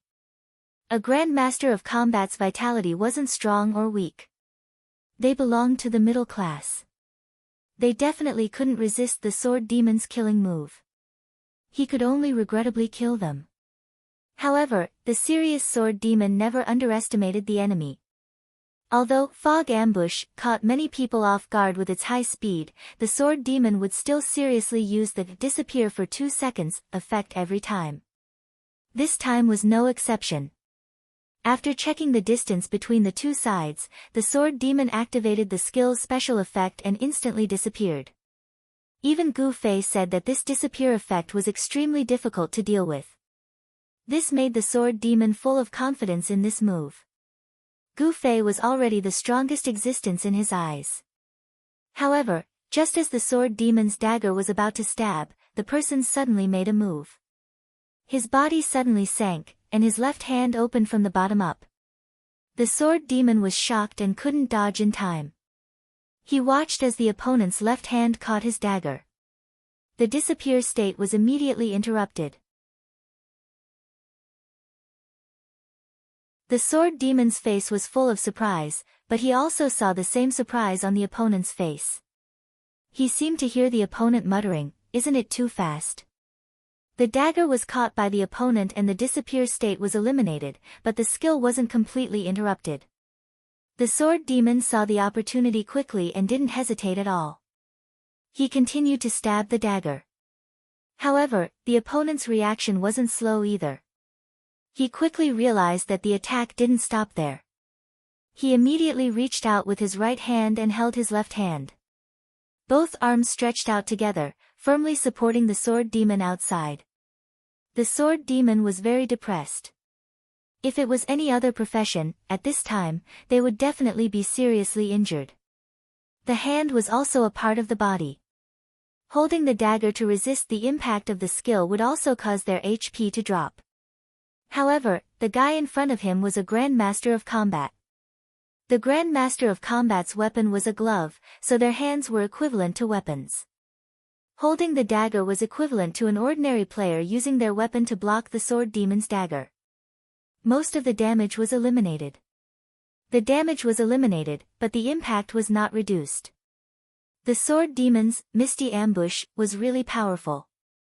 It actually pushed the person forward. However, the moment the skill ended, the sword demon was in a dilemma. His dagger was still held tightly by the opponent. How could he continue to attack? Let go of the dagger and start again. He was even more reluctant. In desperation, the sword demon could only kick out. This kind of attack didn't do much damage. The sword demon only hoped that it could make the opponent retreat and let go of his dagger. Unexpectedly, the opponent turned 180 degrees and dodged the sword demon's kick. At the same time, he took a step back, his back against the sword demon's chest. His right hand released the dagger and held it under the sword demon's armpit. He arched his back and swung his arm. The sword demon only felt that the world was turning upside down. He had been thrown to the ground by the opponent. Oh no! The opponent's movements were smooth and skillful. This made the sword demon feel very bad. Could this guy be a martial artist like Qianli and Bai Shi? I'm afraid I'm not a match for this kind of person. The sword demon, who fell to the ground, looked up and met the opponent's inverted face. This person looks a little familiar. The sword demon suddenly thought.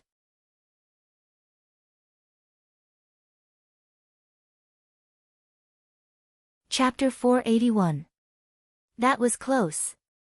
Sword demon heard the Grandmaster of Combat who was looking back at him muttering, what a novel skill. It can actually disappear in the middle of a dash. I wonder if I can block it if I touch you again. This guy. What is he blabbering on about instead of seizing the opportunity to kill me? Sword demon was puzzled, but he didn't want to miss such an opportunity. He quickly rolled on the ground and got up, looking at the opponent with full vigilance. In the end, he saw that the opponent had no intention of making another move. He leaned lazily against a big tree behind him, looked at Sword Demon and said, "Didn't you notice that your skill's disappearance is different from stealth? After disappearing, there will still be a shadow." Shadow? Sword Demon was stunned. But he soon saw the opponent pat his head and continue, "Oh, I forgot. In this city, except in this courtyard, there will never be a shadow." Sword Demon finally understood. He had always been curious about the name of this skill, Fog Ambush, but it seemed to have nothing to do with fog and shadows. Now it seemed that it was a flawless skill in the fog. In this courtyard. Sword Demon looked up at the sky. The sun was blazing, and the shadows of every object on the ground were clear. And outside this courtyard, in the heavy fog, how could there be any shadow? This flaw of Fog Ambush was naturally covered up, and Sword Demon and Gu Fei were completely unaware that there was such a weakness. But the opponent noticed it the moment they fought, so he wasn't an ordinary character. "Who are you?" Sword Demon asked. "My name is Wind String," the opponent replied. "Where's the guy with you?" Wind String, one of the top 10 Grandmasters of Combat, was he also someone who saw flowers in the fog? Moreover, this person seemed to know Kung Fu like Qianli. This wouldn't be easy to deal with. Sword Demon thought in his heart, and had already sent an urgent signal to Gu Fei. "I met a Grandmaster of Combat, and he seems to know Kung Fu too." The first thing Gu Fei felt after receiving this news was happiness. He actually had another opponent to fight against. Compared to this, the assassination of Giordano was not even worth mentioning. Gu Fei immediately gave up on sneaking into the small woodshed and excitedly ran in the direction of the sword demon from the top of the wall. At the same time, he sent a message to the sword demon, "How are you?" "I'm fine." Sword demon wondered why he was fine. Just based on the fact that the other party was able to neutralize his misty shadow ambush, he knew how powerful he was. He should not be a match for him, but the problem was that the other party did not seem to have any intention of making a move, so the problem of not being a match for him naturally did not exist. Knowing that he was no match for him, Sword Demon would not rashly challenge him. If the cooldown of Misty Ambush was over, he could try again.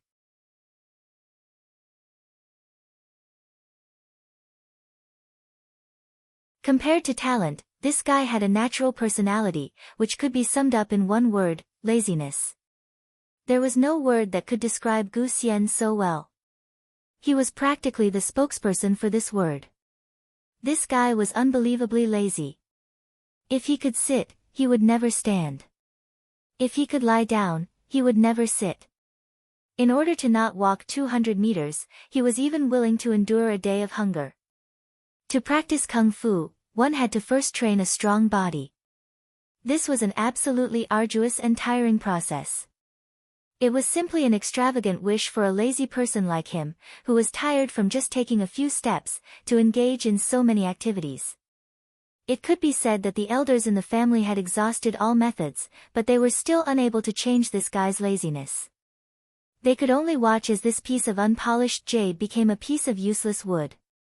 They were all so angry that they beat their chests and stamped their feet.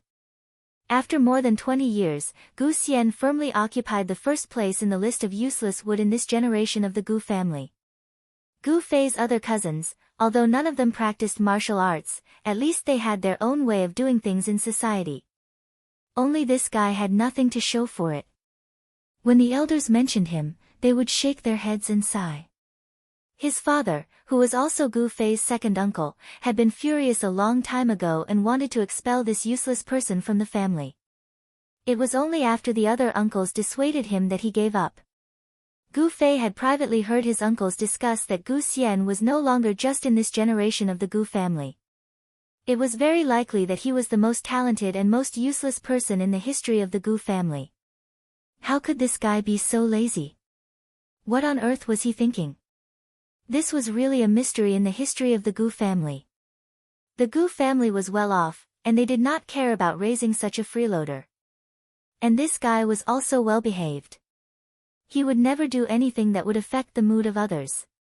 He became lazier and lazier, and finally reached a certain level. He was too lazy to even have some bad habits. He just quietly stayed at home all day. Speaking of this generation, the others had all gone out to study and pursue careers. Only he and Gu Fei, who practiced kung fu, stayed at home. The two of them were not strangers to each other. However, after Gu Fei left home, he had not seen this guy for a long time. He also did not contact him, because this guy was too lazy to even pick up the phone. Video sorcerer. It really is you. Gu Xian looked at Gu Fei and smiled. Gu Fei was not surprised that Gu Xian could tell that he was the video sorcerer. Although he was lazy, he could not erase Gu Xian's talent. Gu Fei still remembered that when he practiced kung fu as a child, this guy just lay lazily on the side and watched, and could often point out his problems. In terms of talent, this guy was definitely above him.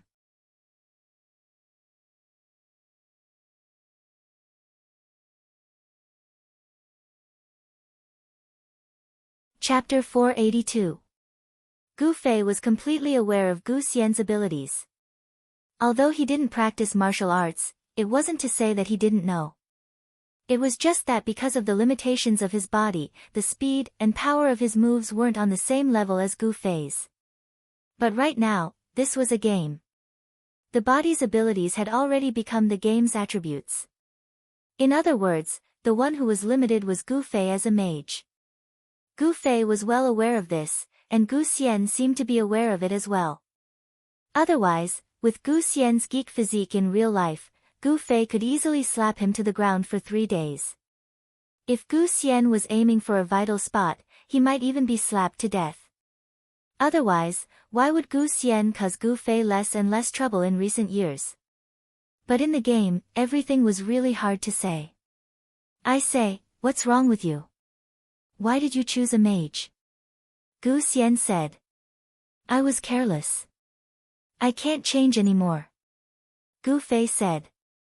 Stupid. Gu Xian scolded.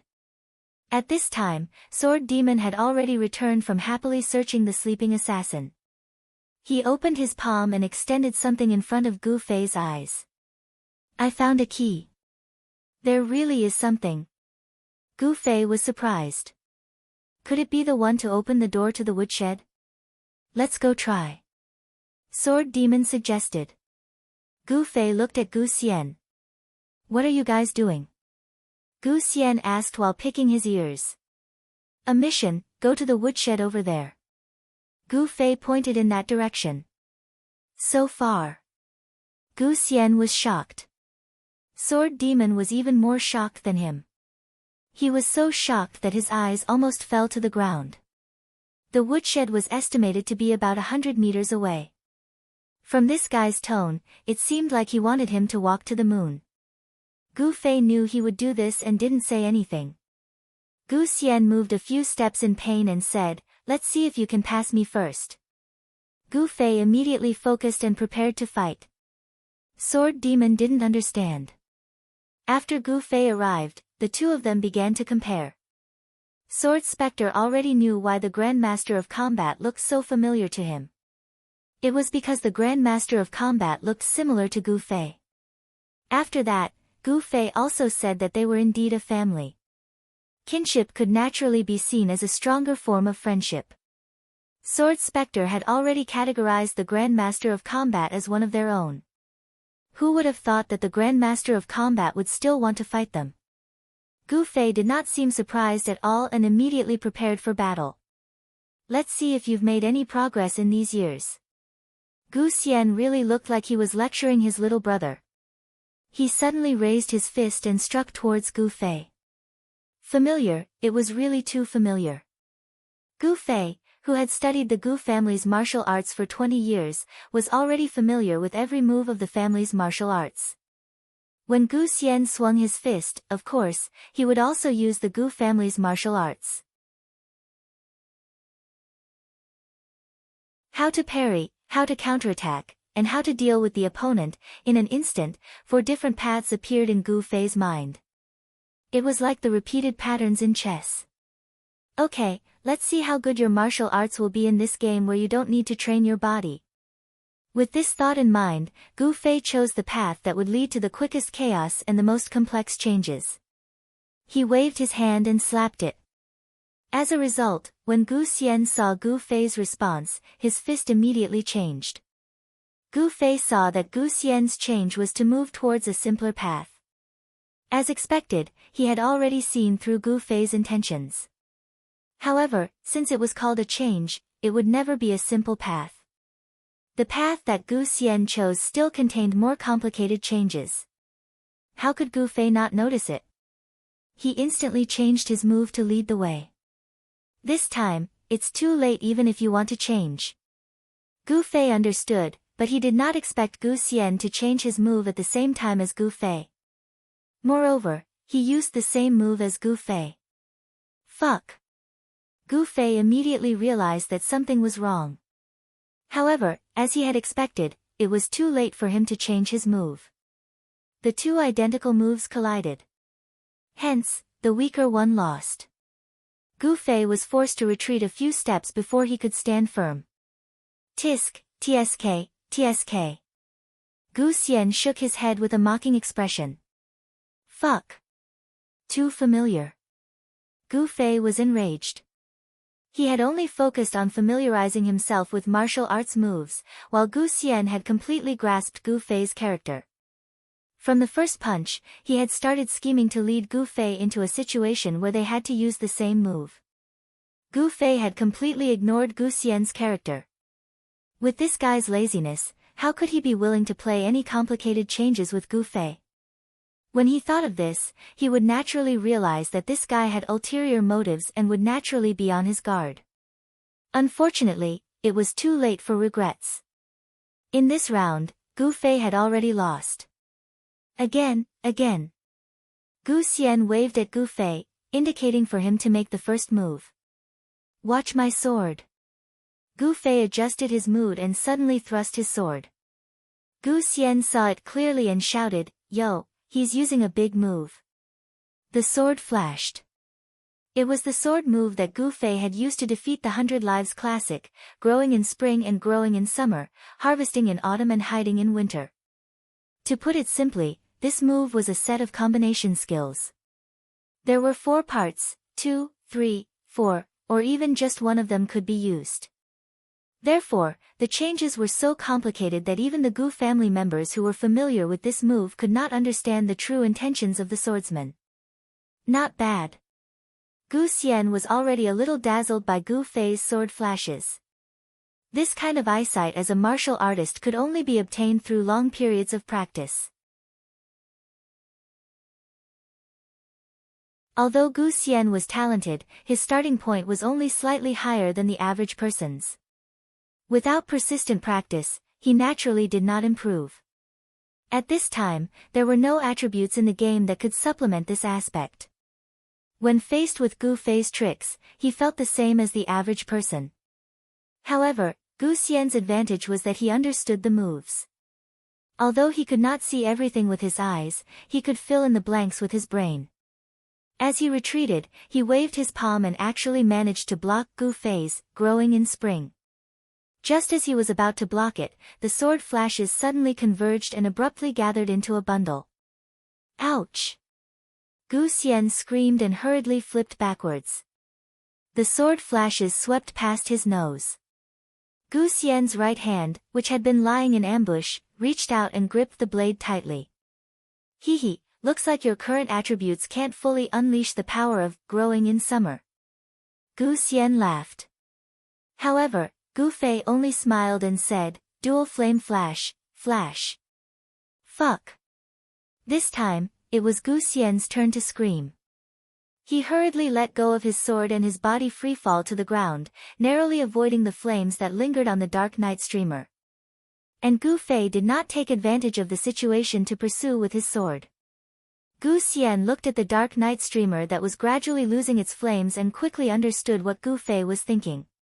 He faintly smiled and said, if growing in spring and growing in summer, harvesting in autumn and hiding in winter really had such a change, then this move would be even more amazing. Gu Fei withdrew his sword and looked at him. Gu Xian, who was lying on the ground, suddenly felt a bit dispirited. Gu Fei had a dedication and respect towards martial arts that he didn't have, so he didn't rely on the dual flame flash mixed within the sword move to continue his pursuit. In Gu Fei's heart, this was just a prank to scare him. In a competition between martial artists, this guy only wanted to rely on pure martial arts moves. It's so boring. Gu Xian muttered as he looked at the sun in the sky, which was rarely seen in Xiaowu City. You guys go, I'm going to sleep for a while.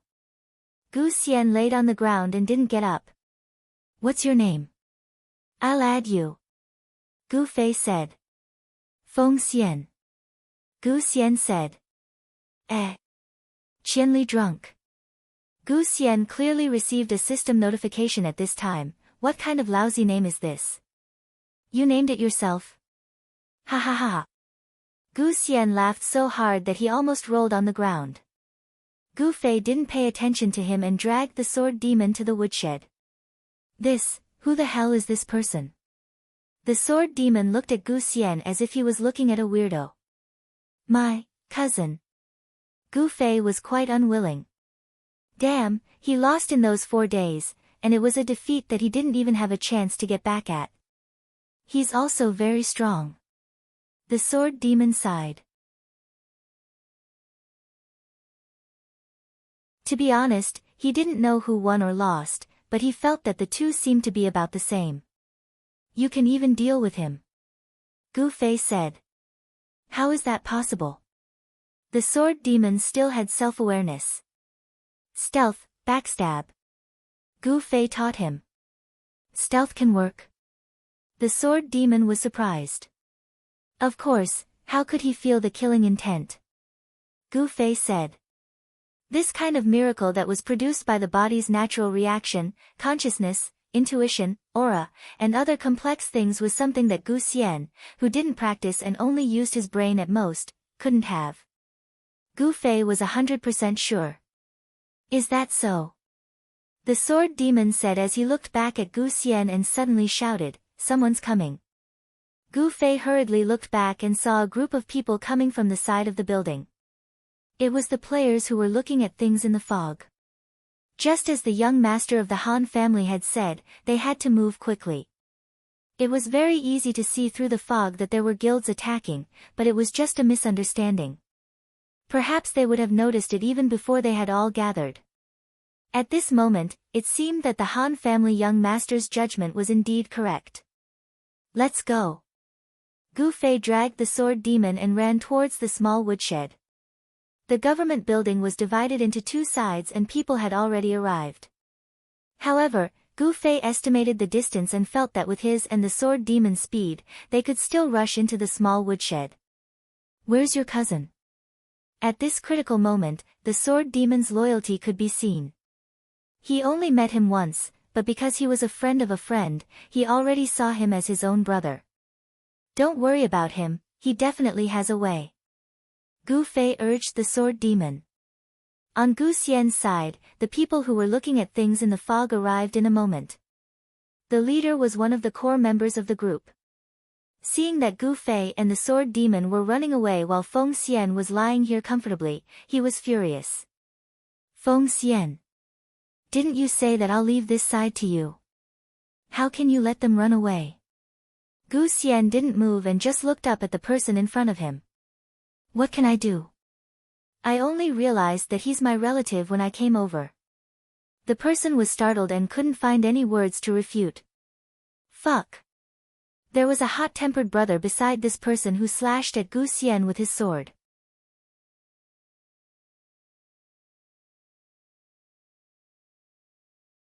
Chapter 483. The broadsword slashed down. Gu Xian saw that he would be killed if he continued to lie down, so he unwillingly got up. This move was much faster than what everyone expected. The guy who was stuck to the ground like mud suddenly bounced up like a spring, and in the blink of an eye, he was already in midair. The sword-wielding player was shocked. His sword was already under the opponent's body. When he tried to adjust, his vision turned black, and the opponent's foot was already deeply imprinted on his forehead. He wanted to retaliate, but he did not expect the opponent's attack to be faster than his. His forehead was immediately followed by a second kick. Compared to the person involved, the others felt that this was an exciting performance. The Grand Master of Combat who bounced up, in the blink of an eye, had already taken a few steps towards the sword-wielding warrior. After his body fell to a certain distance, he threw a few more punches. The Grand Master of Combat who witnessed this scene was even more mesmerized. So it was possible to perform heavy punches, hooks, and bouncing kicks like this in the air? Wait a minute. Could it be done like this as well? The poor warrior suffered a flurry of punches and kicks. At the last moment before Gu Xian landed on the ground, Gu Xian grabbed both of his shoulders and easily pulled him down. Gu Xian used the momentum to stay in the air for a while the warrior was quickly and cleanly thrown to the ground. Is this a hugging throw? Is it a hugging throw? Amidst the discussion of the surrounding players, the warrior who was slammed painfully pointed his middle finger at his brothers who had forgotten about him, and turned into a white light. Ah! Only then did the crowd realize that this was a battlefield, and not an official Grandmaster of Combat battle demonstration. One of their companions had already been defeated by the opponent using a never-before-seen combo attack. At this time, Gu Xian landed slowly, and the crowd, who had just woken up from a dream, quickly surrounded him. So troublesome. Gu Xian looked up at the sun in the sky, a little reluctant to leave. Then, he saw a flash of white light, and he disappeared. Huh? Who did it? The core member of the guild who led the team was also considered an expert, but he did not realize who was killed, and was very confused. Everyone was confused, and looked at each other. I didn't do it, they said one after the other. Finally, someone reacted and pointed at the center of the arena. Could it be, could it be, could it be? Could it be what? Everyone looked at him. Did he forcefully log off? The person finally finished his sentence. The crowd was seething again. They finally realized that this expert had an incomparable temperament. Compared to forcefully logging out, isn't it better to die once? The core leader looked at his brothers with a puzzled expression. Everyone nodded. Compared to the unknown horror of forcefully logging off, losing a level was nothing. This was the consensus among the players. Moreover, the stronger the player, the less they would dare to forcefully log off. What if a rare skill was reloaded? What if an exquisite piece of equipment was reloaded? It was not as if such a thing had never happened before. With such a large group of players, tragedies such as the one mentioned above had already happened and come out to complain. Therefore, everyone was even more careful. Every day, before playing the game, they would check to see if they owed electricity bills, paid their internet bill on time, and if there was a fire at home. Otherwise, if they were forced to log off due to these objective reasons, wouldn't it be a loss? But now, right in front of them, a member of the top 10 Grandmasters of Combat had forcefully logged off despite being surrounded. What kind of spirit was this? It's probably an accident. Everyone was discussing. They could not believe that someone had this kind of spirit. It should be. The core leader said maturely. Everyone wait. Everyone nodded. If it was an accident, then after eliminating the possibility, the opponent would definitely rush into the game to check on himself. In the end, after a few minutes, a few people looked at each other awkwardly.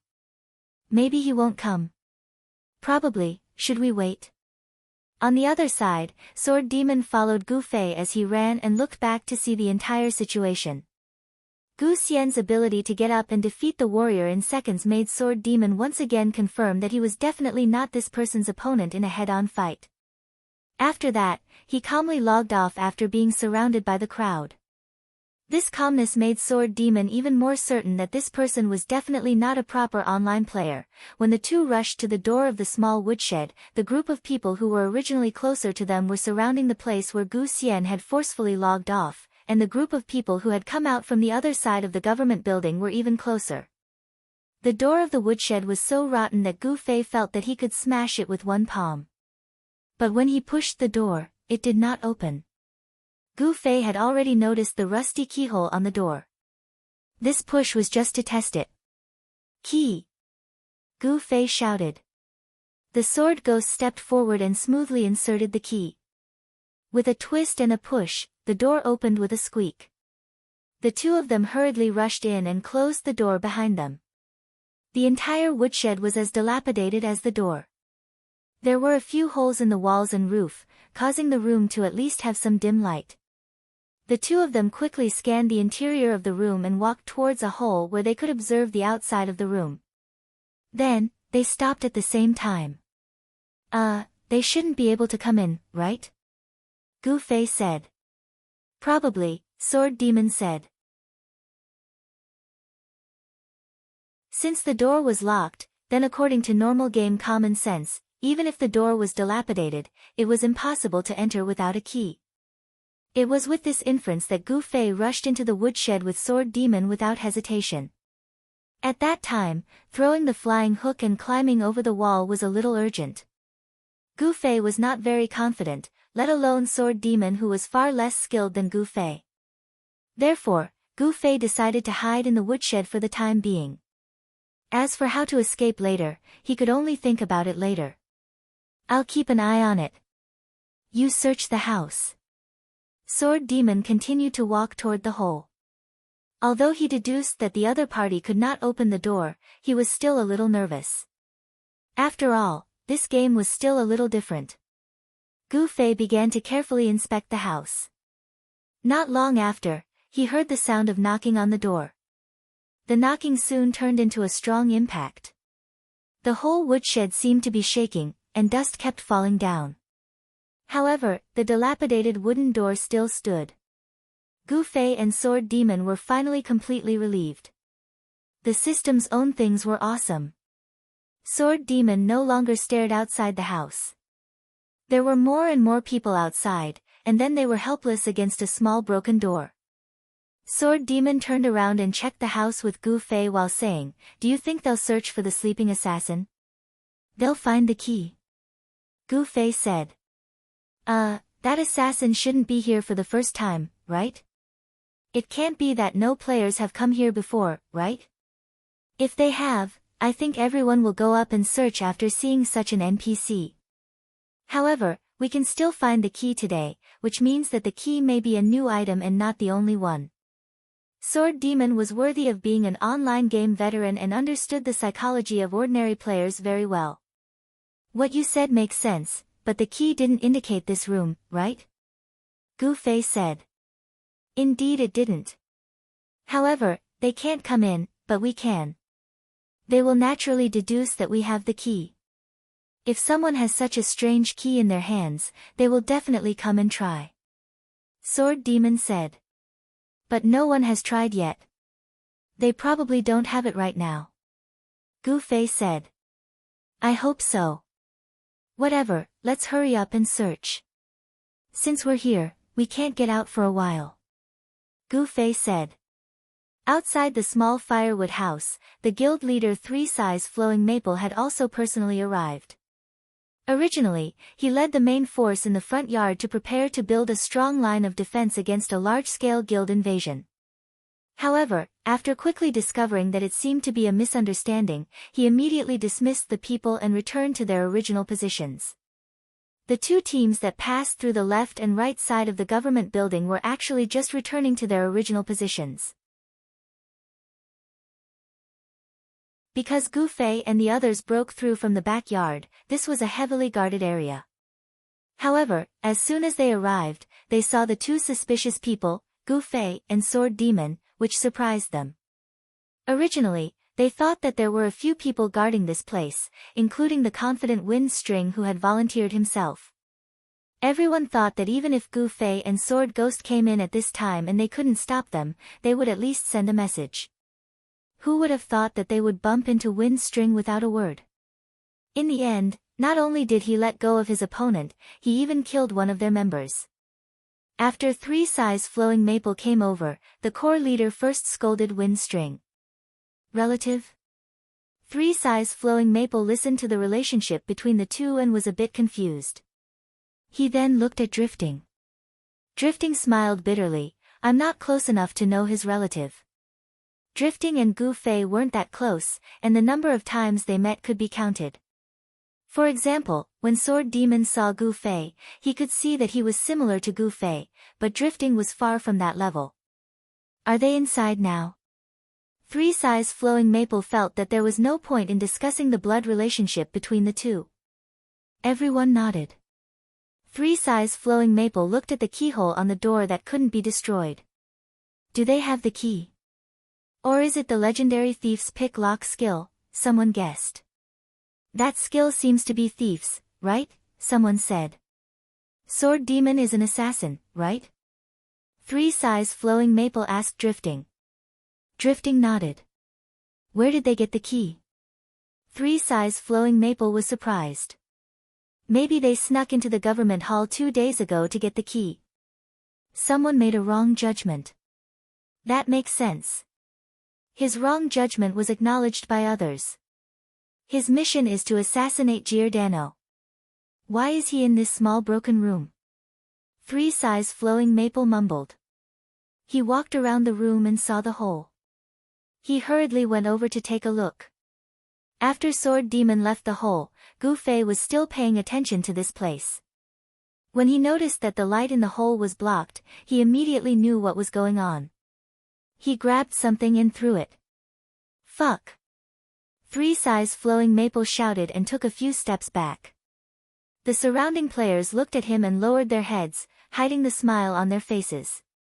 The guild leader of the largest guild in Cloud Fog City had his face turned black after being slapped by a handful of black ash.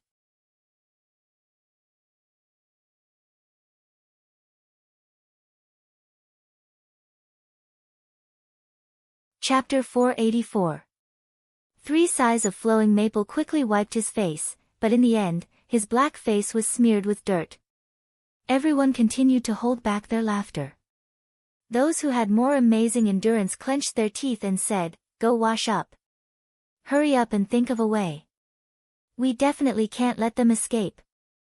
3 sighs of flowing maple roared hysterically before hurrying off. Everyone looked at each other. In their eyes, their guild leader was always calm and collected. Who would have thought that such a small matter that didn't affect the overall situation would provoke his anger? The human heart was the hardest thing to understand. 3 sighs of flowing maple temporarily left, and the group of people continued to study the hidden lock on the wooden door. After confirming that no one in the guild had the legendary unlocking skill, everyone began to discuss the problem of the key. With so many people in such a big guild, there were still some capable people. Someone quickly pointed out that when they arrived, Gu Fei and Sword Demon had left from a certain place, and Gu Xian was lying in a certain place. Coincidentally, there was an NPC assassin sleeping there. Was there a key? There was no need to guess if there was a key or not. That NPC was always sleeping there.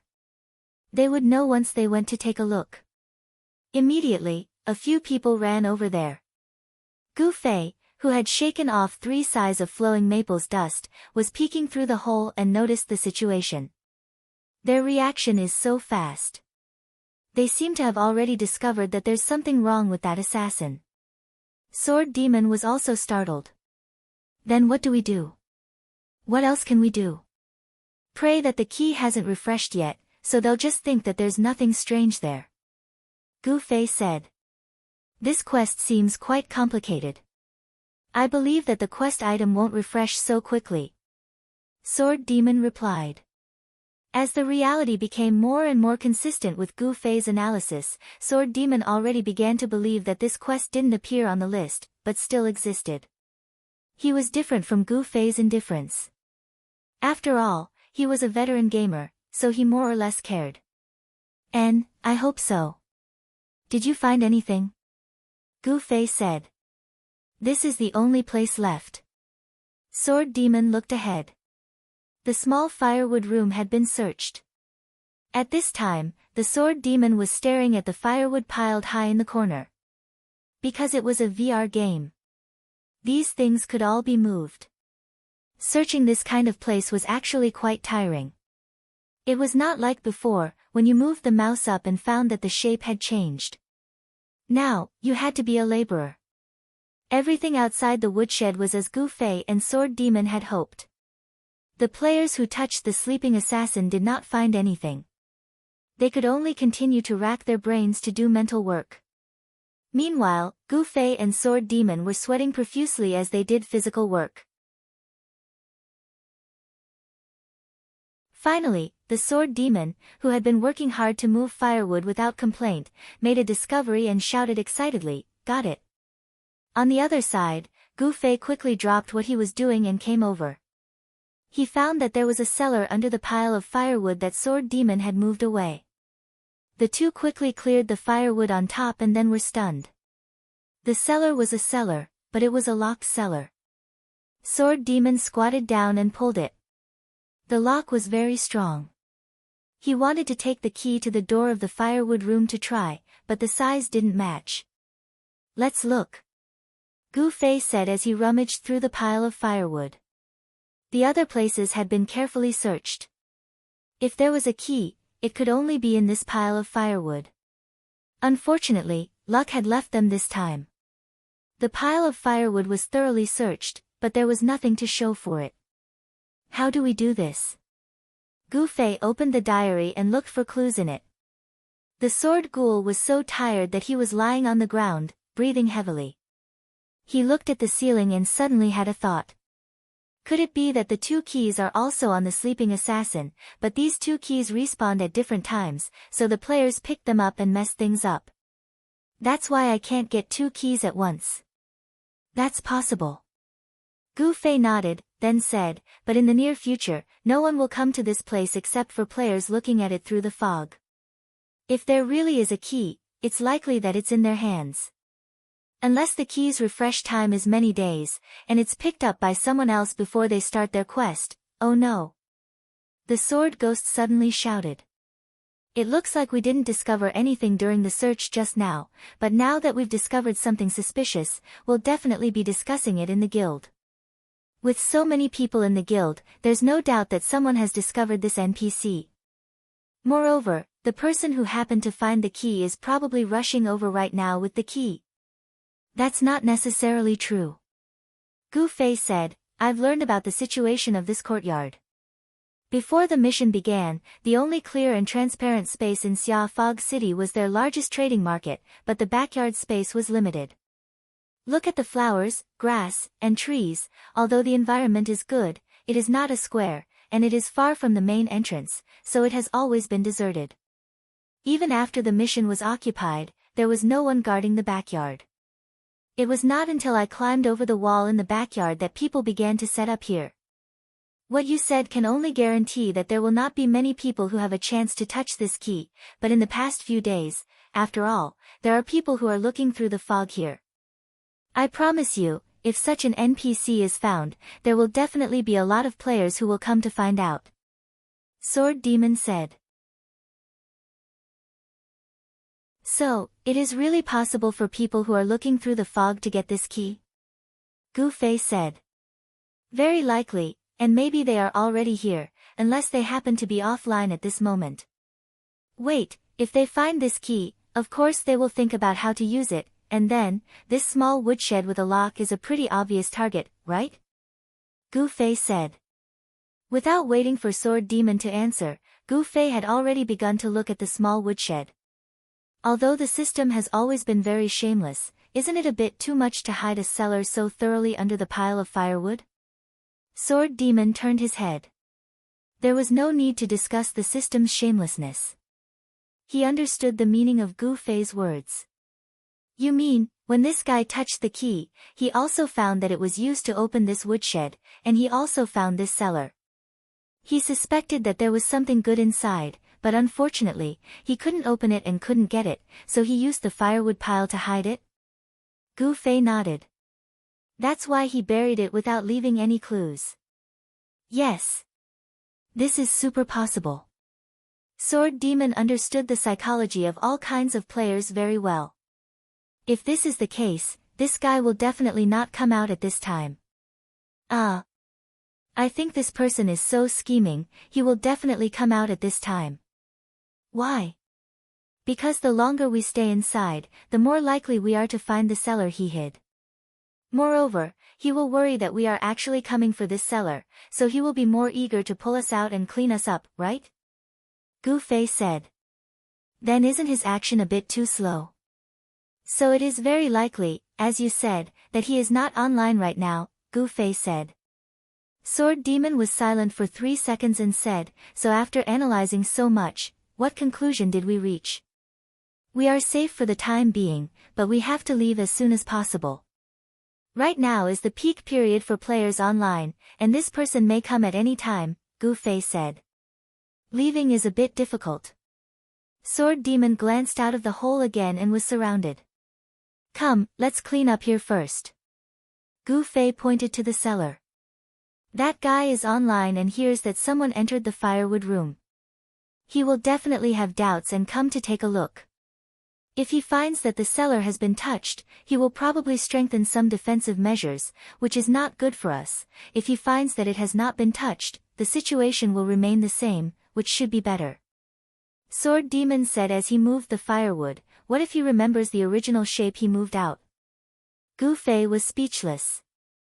If he is really that careful, then I am convinced. The two quickly piled up the firewood, hid the cellar, and clapped their hands. Right now, there was no hope of opening the cellar, and there was a danger that someone could open the door and enter at any time, so there was no time to waste here. It was necessary to leave as soon as possible. Both of them were very busy. Gu Fei observed the others' movements from the hole to see if there were any opportunities to take advantage of. Sword Demon was describing the situation to Han family young master in detail to see if there could be any help from the outside. Won't they come out if they die? Han family young master always wanted to taunt them first. Sword Demon, who was used to this, ignored it calmly and continued to talk about business.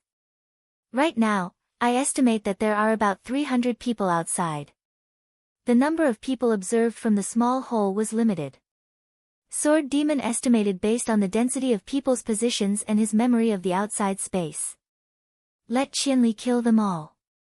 Han family young master continued to taunt. Do you have any ideas? Sword Demon continued to ignore him. Not at the moment. You can't explain the situation clearly. I have to at least observe from the overall situation. Han family young master said. There is no time. Sword Demon said, the other party may open the door with the key at any time. If it really doesn't work, let's forcefully go offline first. I think this method is feasible. Gu Fei interrupted. This was actually also a taunt from Han family young master. Who would have thought that Gu Fei would agree with it? Han family young master and Sword Demon were both shocked. But forcefully going offline was something Sword Demon would never consider even if he was beaten to death. How about this, Qianli will go out and attract attention. You take the opportunity to sneak out. 1 dead is better than 2 dead.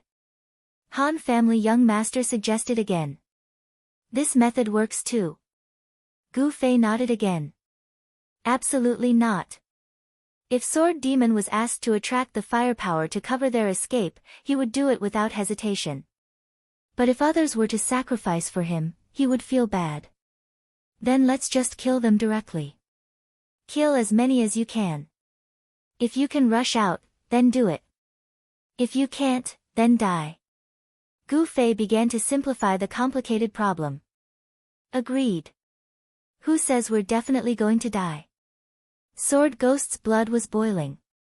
We will definitely die, but it depends on how many we can kill before we die. Gu Fei was not interested in imaginary miracles. He was fully aware of the extent of his strength in this situation. Do you want to rush out without dying? Unless you have unlimited mana. Okay. You two just wait. There will be a chance. Han family young master suddenly threw out a sentence. Butterfly knot, there is not much plot, but a lot of dialogue. Is there anyone who likes to read the dialogue more than the plot? In fact, the plot is also hidden in the dialogue.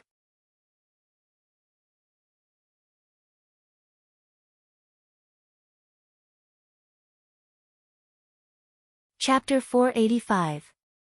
Could it be another arrangement? Gu Fei and Sword Demon looked at each other and thought. The Han family young master's thoughts were hard to guess, but compared to this, it was even harder to get his true intentions out of his mouth. The two of them could only stand guard in front of the hole, looking at each other and waiting patiently. Not long after, something unexpected happened. The players guarding outside the woodshed suddenly became noisier than before, as if something had happened. Come and look. Sword Spectre, who was observing the situation from the hole, hurriedly called out to Gu Fei and gave him a spot to observe the situation as well. With the noise, the other side clearly began to move, and many people began to return to the front yard along the way. What happened? Gu Fei looked at Sword Demon, puzzled. It's probably the arrangement that young master mentioned. Sword Demon said. What did he arrange this time? Gu Fei scratched his head. I don't know, but in short, it was as he expected. Sword Demon said. When will this guy make a mistake? Gu Fei said resentfully. Human's mood was subtle. Although at this time, if the Han family young master made a mistake, it would be a disaster for Gu Fei and Sword Demon. This guy always calculated everything, and it couldn't help but strongly stimulate the reverse psychology of humans. Gu Fei really wanted to see how this guy would react after making a fatal disaster-type mistake, even if this mistake would cost him. However, it seems that not all of them have left. Sword Demon announced bad news. This is normal. Gu Fei said, no matter what kind of trick the other side used, they won't completely give up on us, 2 turtles in a jar, right? But now I'm afraid this is our only chance. Sword Demon said. So, Charge. Gu Fei said. Yes. Sword Demon nodded. Don't get caught up in the fight. Pull away from them as fast as you can and try to get over the wall. Gu Fei wasn't worried about the Sword Demon's speed. He was only worried that he wouldn't be agile enough to climb the wall and would be knocked down. Understood, said the Sword Demon. Okay. Gu Fei reached out and pulled the broken door of the woodshed. At this time, in the front yard of the government compound, or more accurately, at the front yard gate, a real battle broke out. This time, it wasn't some fake harassment, but a genuine attack from a guild that didn't see eye to eye. Where there were people, there would be conflicts. A guild without disputes meant that it was an inconspicuous passerby guild. It was impossible for one of the top guilds in Xia Fog City to not have any enemies. This was something that Han family young master had already found out from Strange Eye. So this time, his strategy wasn't to spread out like in Waterside City, but to find a target and attack. The method was the same.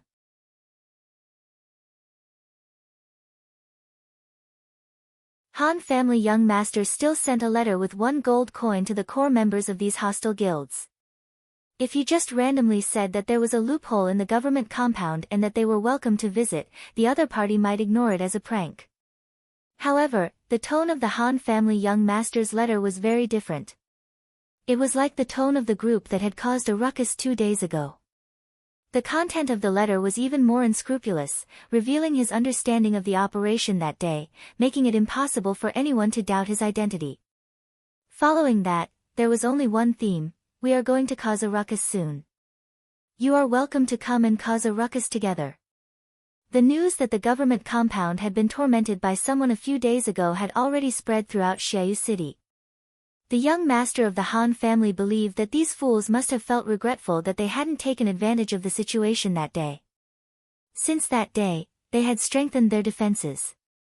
The more they saw it, the more regretful they felt. And now, this letter from the Han family young master was equivalent to giving them a pill of regret, giving them another chance. Of course, it was impossible for the guilds to attack so recklessly. They needed time to see if it was really as the letter said.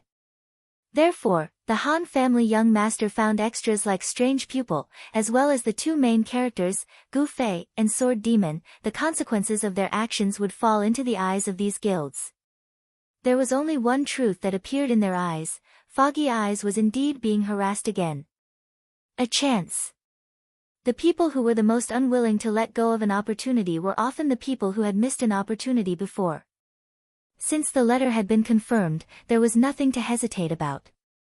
They should seize the opportunity and do it. Therefore, the formal battle between guilds officially began.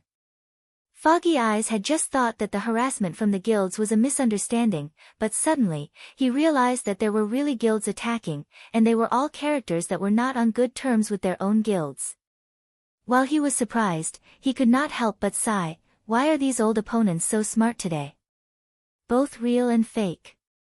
The guild leader of Foggy Eyes, 3 Sighs of Flowing Maple, was still washing his face. When he heard the news, he could not care less about cleanliness and rushed to the front yard. How could there be so many lines of dialogue when the 2 sides that had never been on good terms met? At this time, they had already become one. A large portion of Foggy Eyes' manpower had been placed in the broken woodshed in the backyard. The situation was extremely unfavorable, and it was necessary to send reinforcements as soon as possible. There was no need to think too much. Therefore, the defense of the woodshed in the backyard loosened just like that. How could the 2 sides that were fighting in the front yard know that in their desperate battle, some people were actually hiding such a small goal? The moment Gu Fei opened the door to the woodshed, he had already sent out a high-damage sword skill with Double Flame Flash. As he expected, there was someone blocking the door. With such a sword skill, a small empty space was immediately cleared. Following that, Sword Demon valiantly rushed out, using the level-skipping skill, Misty Ambush. With high speed and strong impact, it was even more ferocious than the most terrifying skill, Charge, in a straight line. Once the skill was used, Sword Demon rushed out in a straight line, and in the blink of an eye, he was already out of the circle. The surrounding players turned their heads in shock, but what greeted them was fire. Gu Fei had already teleported behind Sword Demon, and at this time, he could act as a cover. The fire spread out, and there was another small empty space. Gu Fei then pointed at his feet. 1,000 layers of flames of the cinder tree, rise. He loudly chanted. Dodge. The two turned around and ran. Fuck. It's fake. The crowd that was startled by the 1,000 layers of flames of the cinder tree shouted and wanted to chase after them when they saw the fire. We've been told countless times that people who don't understand Gu Fei's magic will suffer greatly. Everyone had thought that the skills were fake, but as soon as they stepped onto this land, they suddenly discovered that it was already a land of fire. The flames were more intense than anything they had ever seen before. Characters with weak health could only become a speck of white light in the midst of the flames. On the other hand, Gu Fei and the Sword Ghost, who were known for their speed, were already running several meters away. Gu Fei pulled out 2 loops of rope and handed one to Sword Demon. Hold it well. Sword Demon knew that they were pulling away to buy time to climb over the wall, and he clearly needed more time to climb over the wall, so he kept looking back at the distance. When it was about time, he nodded at Gu Fei. It's done. Okay. Gu Fei didn't hesitate. The 2 claws in his hands shot out one after the other, accurately grabbing onto the top of the wall. Go! Gu Fei yelled. He pulled the rope and flew into the air. Sword Demon wasn't as free and easy as him. He ran to the bottom of the wall, pulled the rope tight, and stepped on the wall. The 2 climbed up the wall, one in front and one behind. The enemies on the ground surged over like a tide. Gu Fei's climbing proficiency was far above Sword Demon's. He used all his strength, but when he reached the top of the wall, Sword Demon had only climbed a third of the way up. Seeing the enemies get closer and closer, Gu Fei looked at Sword Demon. He discovered that this kind of top expert in the game didn't have any weaknesses. For example, his mental fortitude was definitely strong enough. If it were the people who came with him the other day, they would have been frightened to the point where they didn't know what to do in the face of such a powerful enemy.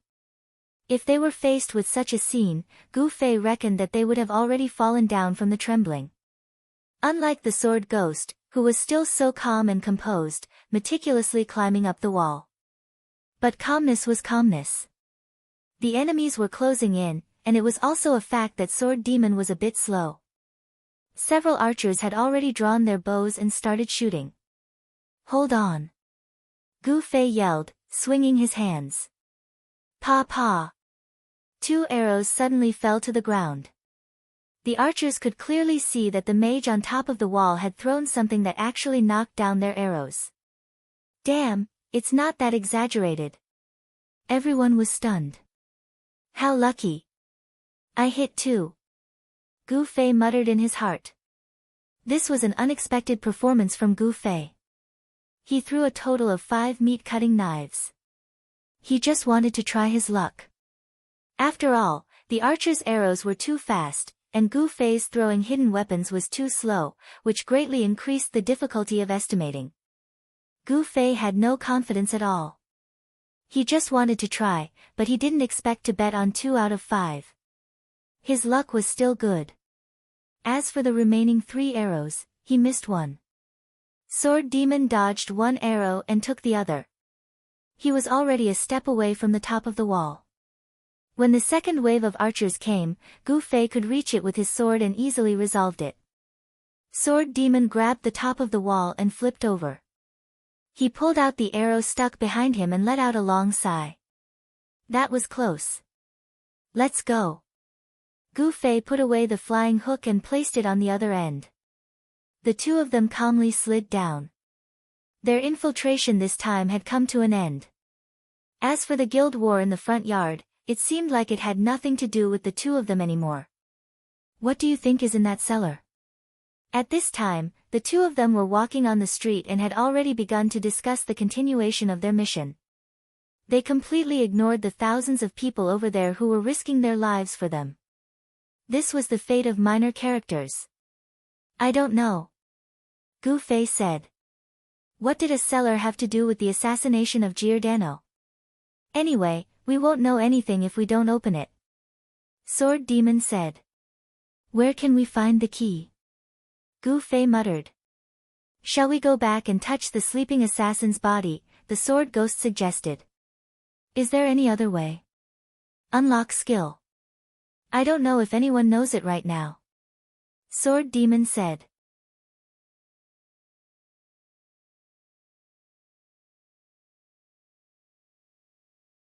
Chapter 486.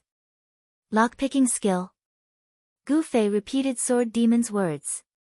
It's a common skill in online games that belongs to the thief class. It specializes in opening locks without keys. The higher the skill level, the more locks you can open. Sword Demon knew that Gu Fei was a noob, so he explained in detail. What about in this game? Gu Fei asked. It's a skill that belongs to the thief class. Sword Demon said. Being a godly thief and picking locks, it really is a good match. Gu Fei said, what? Gu Fei saw that Sword Demon had something to say. Currently, the skills outside of the skill tree are either from equipment or scrolls. I've seen the lockpicking skill scroll once, so it's obvious that it exists on the market. If that's the case, I think that Thin Waist Dance has a high chance of having this skill. Sword Demon said. Gu Fei nodded his head, that makes sense. He thought of Thin Waist Dance, who was so greedy that she even wanted to learn teleportation. If she found a skill scroll for her own class, she definitely wouldn't miss it. Let me ask. Gu Fei said as he immediately sent a message to Thin Waist Dance. Thin Waist, do you know how to unlock? Of course. From these two simple words, Gu Fei felt a wave of pride wash over him. Thin Waist Dance's proud expression seemed to appear in front of him. Then let's unlock. Gu Fei didn't waste any time. Where? Thin Waist Dance didn't hesitate. Fog City. What kind of place is that? A main city. Wait a moment. Where are you? Gu Fei asked. Nonsense, where else could I be? Cloud City. Yeah. Gu Fei couldn't bear to see it. Coming from Cloud City, it was a journey of many hours, just to open a lock. For those who couldn't understand, imagine your house was in Beijing, and the key was locked, so you found a locksmith from Shanghai to open the lock. Alright. Before Gu Fei could finish hesitating, Slim Waist Dance sent him another message. What's good? Gu Fei was confused. Go to the mailbox and get a scroll. Thin Waist Dance said. Gu Fei did receive a system notification saying that he had a new mail, but he didn't pay much attention to it. He was now a celebrity in the game, so he would receive letters from strangers from time to time. Most of them were boring, so Gu Fei didn't pay much attention to them anymore. Scroll? A lockpicking scroll? Gu Fei knew that there were two types of skill scrolls. One was the learning type, which allowed one to learn a skill after using it. The other was the consumption type, which allowed one to release a skill after using it. Where did you get the unlock scroll? It's a teleportation scroll. Thin Waist Dance said. Huh? Gu Fei didn't understand. After you get it, record the coordinates over there and send it back to me. Then I can use it to teleport over. Thin Waist Dance said. That works too. Gu Fei exclaimed. Even the Sword Demon had the same reaction. This time, it wasn't that the two of them were ignorant, it was because the teleportation scroll was too high-end. It was just like how commoners wouldn't have any thoughts or intentions towards private planes. So you're saying that she'll be able to come over immediately? Gu Fei and the Sword Demon had already changed their route. Originally, they were going to return to the tavern to discuss their next step, but they didn't expect things to progress so quickly. Don't tell me we're going back immediately. Sword Demon said. That's not a good idea. Gu Fei felt bad for repeatedly interrupting their peaceful life. Let's wait for her to come over first, Sword Demon said. The two of them went to the mailbox to collect the goods. Halfway through, they received a message from the Han family young master. Warriors, are you out yet? I'm out. The two of them replied. What did you find? Han family young master asked. When the sword demon said this, the Han family young master immediately said, then what are you waiting for? Hurry up. Take advantage of the commotion over there and kill them. What did you do to them? Gu Fei and the sword demon felt a chill run down their spine. They're in the middle of a guild war. Don't you want to use this chance? Han family young master said. Didn't you say that the guild couldn't be used this time? Gu Fei said. I'm too lazy to explain such complicated things to people with your IQ. Han family young master said. This kind of guild war won't end so quickly, but it won't last until tomorrow. So can you two please hurry up? Han family young master said. Gu Fei and the sword demon, who were strolling leisurely on the streets, immediately ran over to the mailbox. They quickly opened it and took out a teleportation scroll. Although the two of them hadn't used it before, with a veteran like Sword Demon, it only took him 3 seconds to figure out how to use it. Do you want to record it here or wait until we enter the woodshed? Sword Demon asked. Gu Fei looked at him in surprise. There's a mailbox in the woodshed? Oh right. Sword Demon was ashamed. Even a wise man would sometimes make a mistake. He quickly recorded the coordinates and sent it back. Hurry up.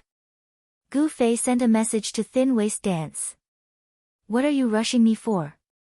Thin Waist Dance replied. But as soon as the message was sent, at the coordinates that Sword Demon had just recorded, a white light suddenly shot out from the ground and instantly formed a formation. The light rose up and illuminated the surroundings. The figure of Thin Waist Dance in the center of the light gradually became clear. Hi! As the light of the formation faded, Thin Waist Dance had already stepped out and greeted the two people in front of her. Let's go open the lock. Gu Fei said to her. Why are you in such a hurry? Thin Waist Dance was very calm. She first looked around and said in surprise, what is this place?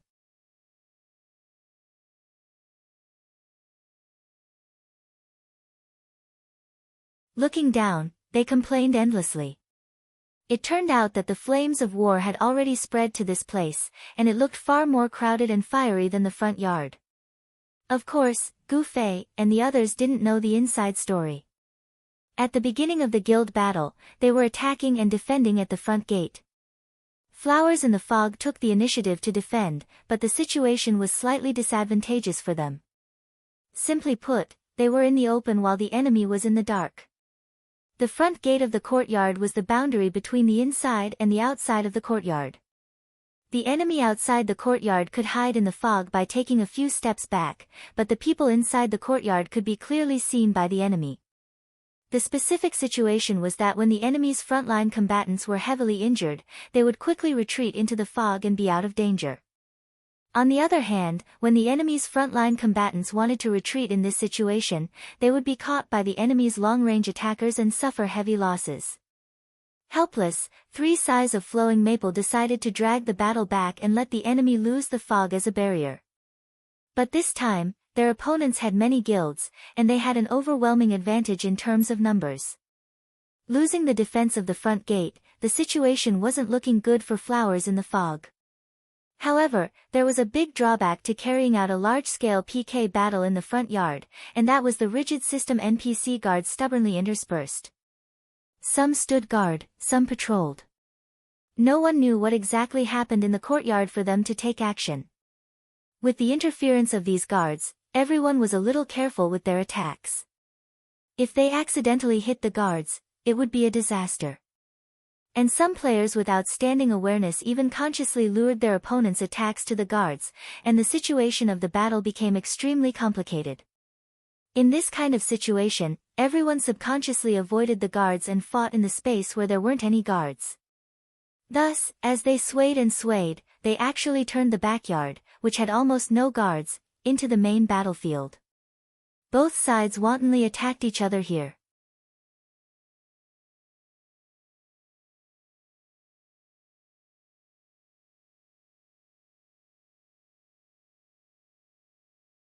She didn't know how to write the word team at all. So, the two guys pretended to observe and study for a long time, but it was all in vain. In the end, it was Sword Ghost who figured it out. There's a chance. Sword Demon suddenly. What's wrong? The two quickly looked at him. Sword Demon pointed in the direction of the woodshed. That small woodshed can be regarded as a geographical advantage. With such a high point, long-range professions and priests can be more efficient.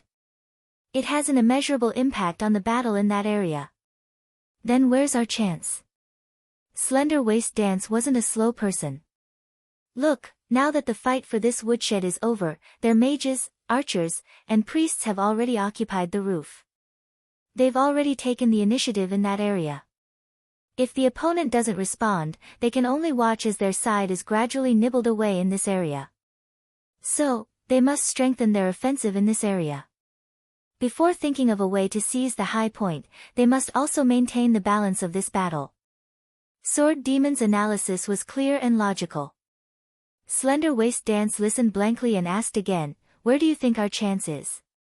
Sword Demon helplessly explained further, when the battle is in a state of stalemate, if something unexpected happens to break the balance, the unprepared side will temporarily fall into chaos due to incompetence in command. We can take advantage of this moment. Slender Waist Dance had completely put on a broken expression. She looked at Gu Fei and said, "Is he speaking Chinese?" Gu Fei looked in the direction Sword Demon. Thinking, he nodded and said, "I understand what you mean. The high point of the woodshed is a very prominent advantage that side has. If it's destroyed in an instant, it'll be a very strong break of the balance, right?" Sword Demon. He nodded repeatedly. They, who are suppressing the opponent with this advantage, will definitely collapse in an instant.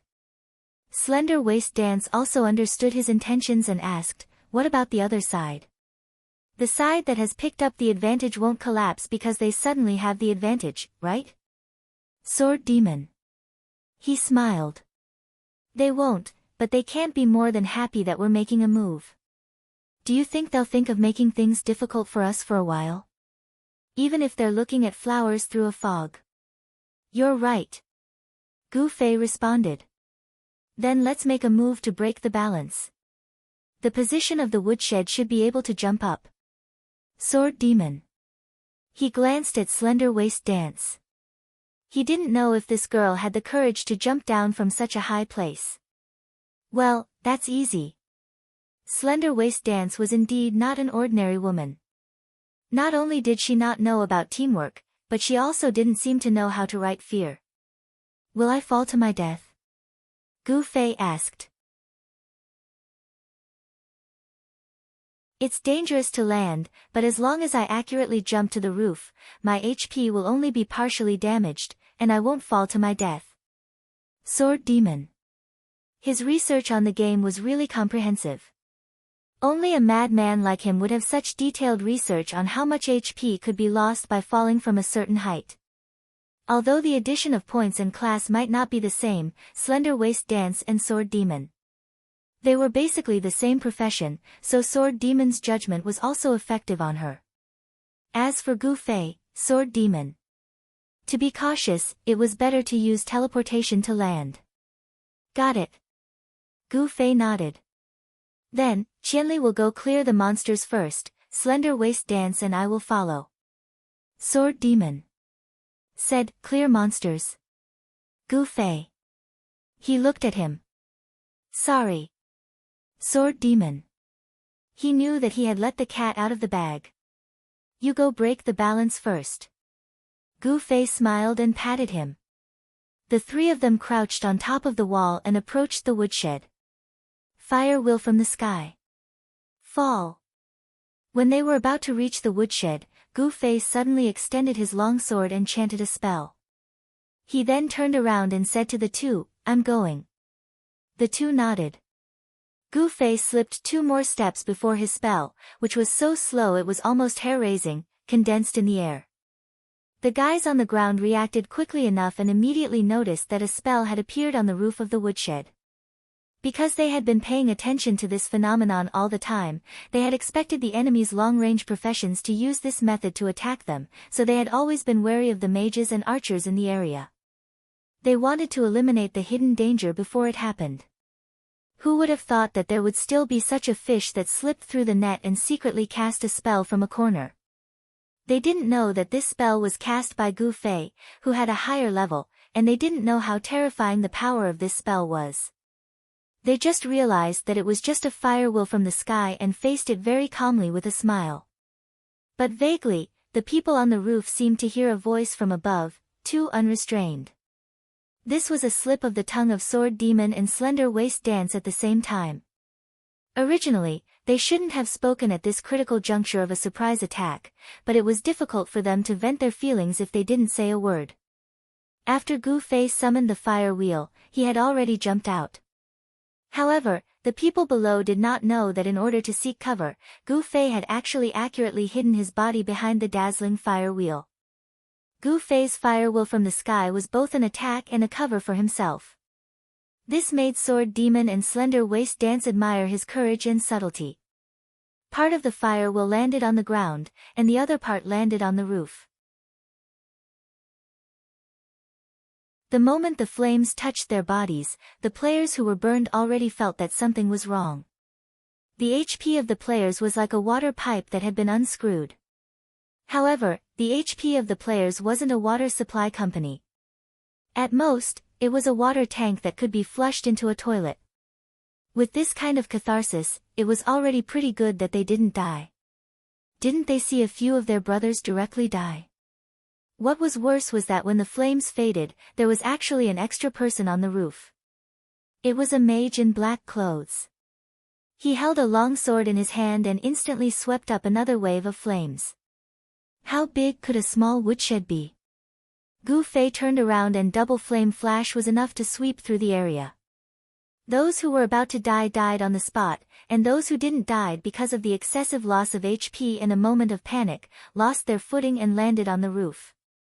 Everyone looked at the sky like idiots, and then they saw 2 figures, one black and one red, suddenly shoot out from the top of the wall like human cannons. Without deviating, they landed on the roof. Sword Demon's prediction wasn't wrong at all. At this moment, those who were looking up at them like idiots were the ones who had the geographical advantage, and the ones who were originally at a disadvantage, because of this unexpected opportunity, were extremely happy. They didn't care about being idiotic at all, and under the strong attack, they instantly displayed a one-sided suppression. The details of the battle were no longer of any concern to Gu-Fei and the others. Gu-Fei nimbly jumped down from the woodshed, and immediately inserted the key in his hand into the keyhole, opening the door. Quick! Gu-Fei shouted and rushed in first. Sword Demon and Slender Waist Dance weren't any slower, but Slender Waist Dance hadn't been here before and didn't know where the door was. He was a little confused when he jumped down, but with Sword Demon pulling him, he didn't go in the wrong direction.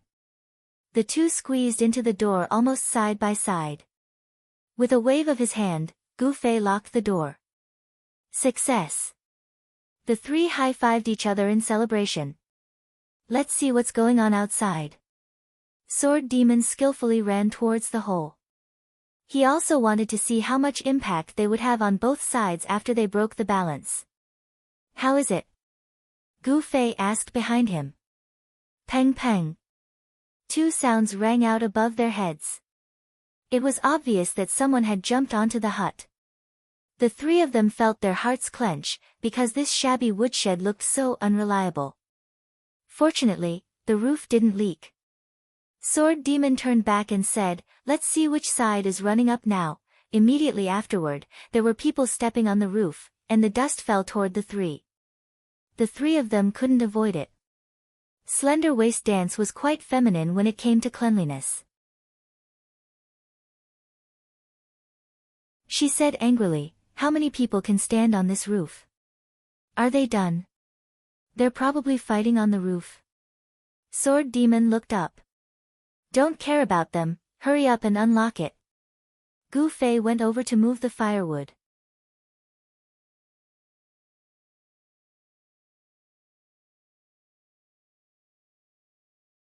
Chapter 488. The pile of firewood was quickly emptied. Sword Demon said as he moved, no one moved it. I remember the shape we set it up. Gu Fei looked at him. We just left for a while, we can't be careless, Sword Demon said seriously. Okay. Unlock. Being serious was not a mistake. Gu Fei could not say anything else and could only signal Slender Waist Dance to start working. Slender Waist Dance, the locksmith who came from afar, showed the demeanor of a master. She waved her hand and pulled Gu Fei to the side. Move aside. Let me do it. It was as if she was not going to unlock the lock, but to defuse a time bomb. Gu Fei and Sword Demon respectfully stood to the left and right. They stretched their necks, ready to admire the godly skill of unlocking. In the end, the process was very simple. Slender Waist Dance put her hand into her pocket and took out a key that looked like it was used to open a can of luncheon meat. She inserted it into the iron lock that locked the cellar. With a click, the lock opened. Amazing! Gu Fei and Sword Demon gave her a thumbs up. They moved closer to see Slender Waist Dance's awesome key. What are you looking at? It's useless if you don't have any skills. Slender Waist Dance rolled her eyes at the two. Cough cough. The two coughed. Sword Demon stepped forward and struggled to pull up the cellar lid. Damn, another tunnel. Gu Fei glanced at it. He could see stairs and then a black mass. He immediately thought of the secret tunnel of Black Dragon Mountain. The shape was similar. What could it be? Slender Waist Dance was a little excited. Could it be that we can only enter the government building from here? Gu Fei thought. If that was the case, it would be very disappointing. Or should I say we can go out of the courtyard? Sword Demon suggested an even more disappointing idea. Let's go take a look, Slender Waist Dance said. Gu Fei touched his pocket and took out a torch. Sword Demon and Slim Waist Dance looked at him in surprise. Although this was a very common item, most people wouldn't have it. Local culture, Gu Fei quickly explained. This torch was an honor bestowed upon him after he joined the 9-man group. After the torch was lit, Gu Fei stuck his head into the cellar to take a look.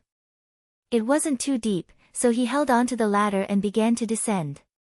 Slim Waist Dance and Sword Demon followed behind him. The tunnel was humid and had a musty smell. The three of them covered their mouths and noses as they groped forward. It looks like a downhill slope, said the Sword Demon. Gu Fei and Slim Waist Dance mumbled something. The two of them did not want to let go and open their mouths. The road gradually widened and turned, as if it was a tunnel that spiraled downward. Finally, Gu Fei, who was walking at the very front, saw a flickering light. This was usually a sign of an exit, and this exit was so deep that it seemed to indicate that it was not a passage to the inside of the building or the outside of the courtyard. This place should be the location of some secret. Exit, it's an exit. Slim Waist Dance did not want to open her mouth to speak, so she switched to sending messages. She tugged on Gu Fei's clothes to make him pay attention. Gu Fei nodded his head furiously and quickened his pace. The three of them arrived at the exit in the blink of an eye and stepped in. In front of them was a spacious area. It was a secret room hidden deep underground. The scene in front of them caused the three of them to widen their eyes. They were speechless for a long time. What is this? The first one to speak was Gu Fei. He looked at the Sword Demon, the expert in online games. The Sword Demon's brows furrowed. He walked 2 circles and shook his head solemnly. I don't know. It's a bit disgusting. Slim Waist Dance spat out. In front of the three of them, there was a large object with a strange shape. It looked like a stone but not a stone, and it was hard to tell whether it was a crystal or not. The flickering light came from it. There seemed to be something flowing inside the object, and there were some unknown things attached to the surface. It was not an exaggeration to say that it was disgusting. Can I touch it? Gu Fei walked 2 steps forward. He did not feel anything strange with his body and wanted to reach out to try. I don't know. The 2 of them shook their heads. However, they used their gazes to encourage Gu Fei to reach out and try. The bold Gu Fei reached out and touched the object. It was hard and cold. Apart from that, there was nothing strange. He touched the strips of things again. They were dry and he still did not know what they were. The 2 of them saw that Gu Fei was fine after touching it, so they walked forward and studied it carefully. At that moment, Gu Fei retreated far away. He paid attention to the strips of things. The things crawled all over the object and then moved upwards. As Gu Fei looked at it, he suddenly realized something. This is a tree root. Tree root?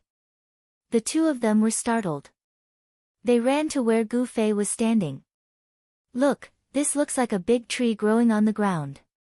However, the roots underground are grabbing onto this thing, Gu Fei said. Such a big tree root, the tree should be very big, right?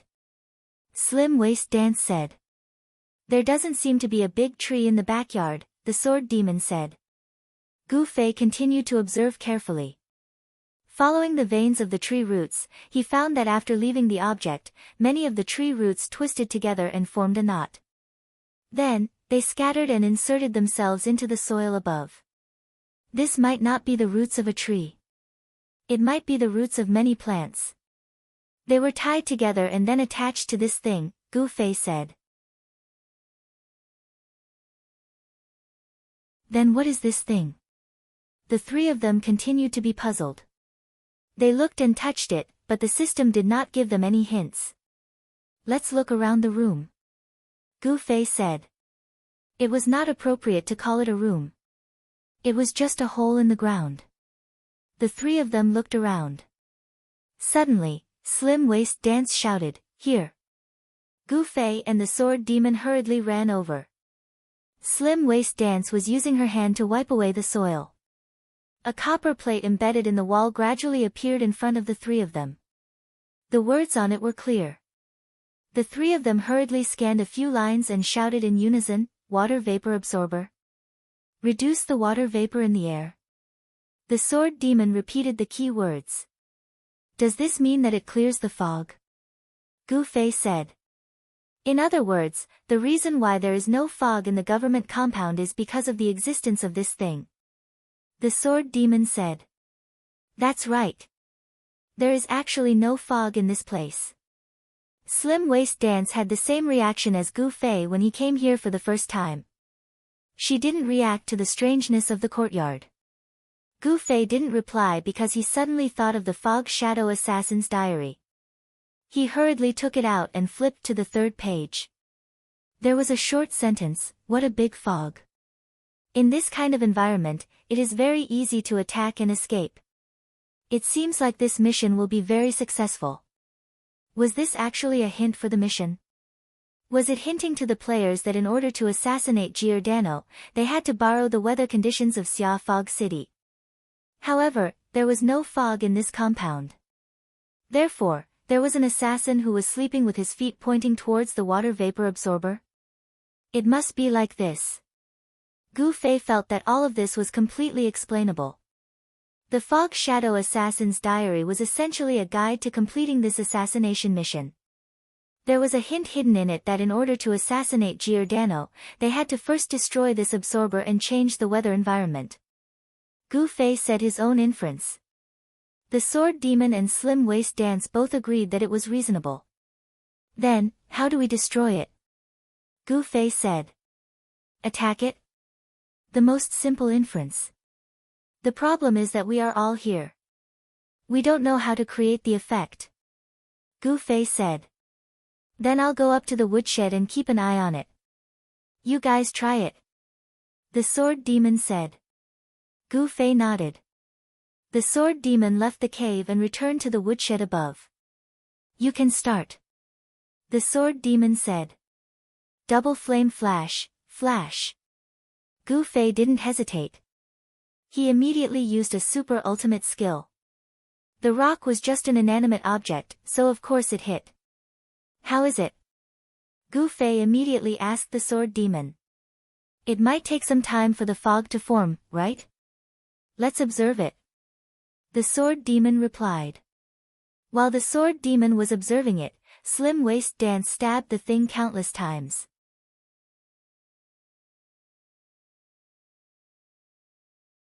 Not even a small mark was left. Gu Fei faintly felt that attacking it directly might not be a reliable method. As expected, the sword demon sent a message saying that there was no change at all. These tree roots are connected to this thing all the way to the ground. What if we cut them all? Slim Waist Dance said. I'll try. Gu Fei said as he teleported to the top of the rock. He used his sword to chop at the knotted tree roots. In the end, he didn't know if it was because these tree roots had been entangled with the rock for too long. They were so hard that not even a scar was left. Gu Fei jumped down dejectedly. However, he heard Slim Waist Dance yell, Aya, look here. The content of the copper plate isn't over. Gu Fei hurriedly ran over. It turned out that it wasn't actually a copper plate. Instead, it was shaped like an open book. Gu Fei and the others only looked at the left half of the record and didn't notice the right half. After Gu Fei went up, Slim Waist Dance went to read the copper plate. In the end, she noticed something strange on the right half. The water vapor absorber can absorb the excess water vapor in the area within 1 minute and 22 seconds. The water vapor absorber will automatically start working after the moisture content in the air exceeds the standard for 3 minutes. Turn off the water vapor absorber. A large amount of water vapor will be released. Within 35 seconds, a super fog will form in the area. So there's a switch here. After reading the 3 sentences on the right copper plate while erasing it, Slim Waist Dance suddenly discovered that there was a switch installed on the second half of the copper plate. She excitedly raised her hand and was about to hit it. Wait! Gu Fei hurriedly grabbed her hand to stop her. Time! Gu Fei said, you have to calculate the time. This hint was also written in the Fog Shadow Assassin's diary. An assassin can't remember the time. Even a minute or a second wrong is enough to be fatal to us. This must be a hint for the time. Gu Fei thought. If he really didn't discover this half of the content and just tried to stop the water vapor absorber, then he would really die because of the time problem. This needs to be calculated. Gu Fei said. Calculated what? The fog doesn't affect the inside of the house. We have to make use of the fog to make our move when Giordano comes out to patrol. So, we have to calculate the time. Gu Fei said.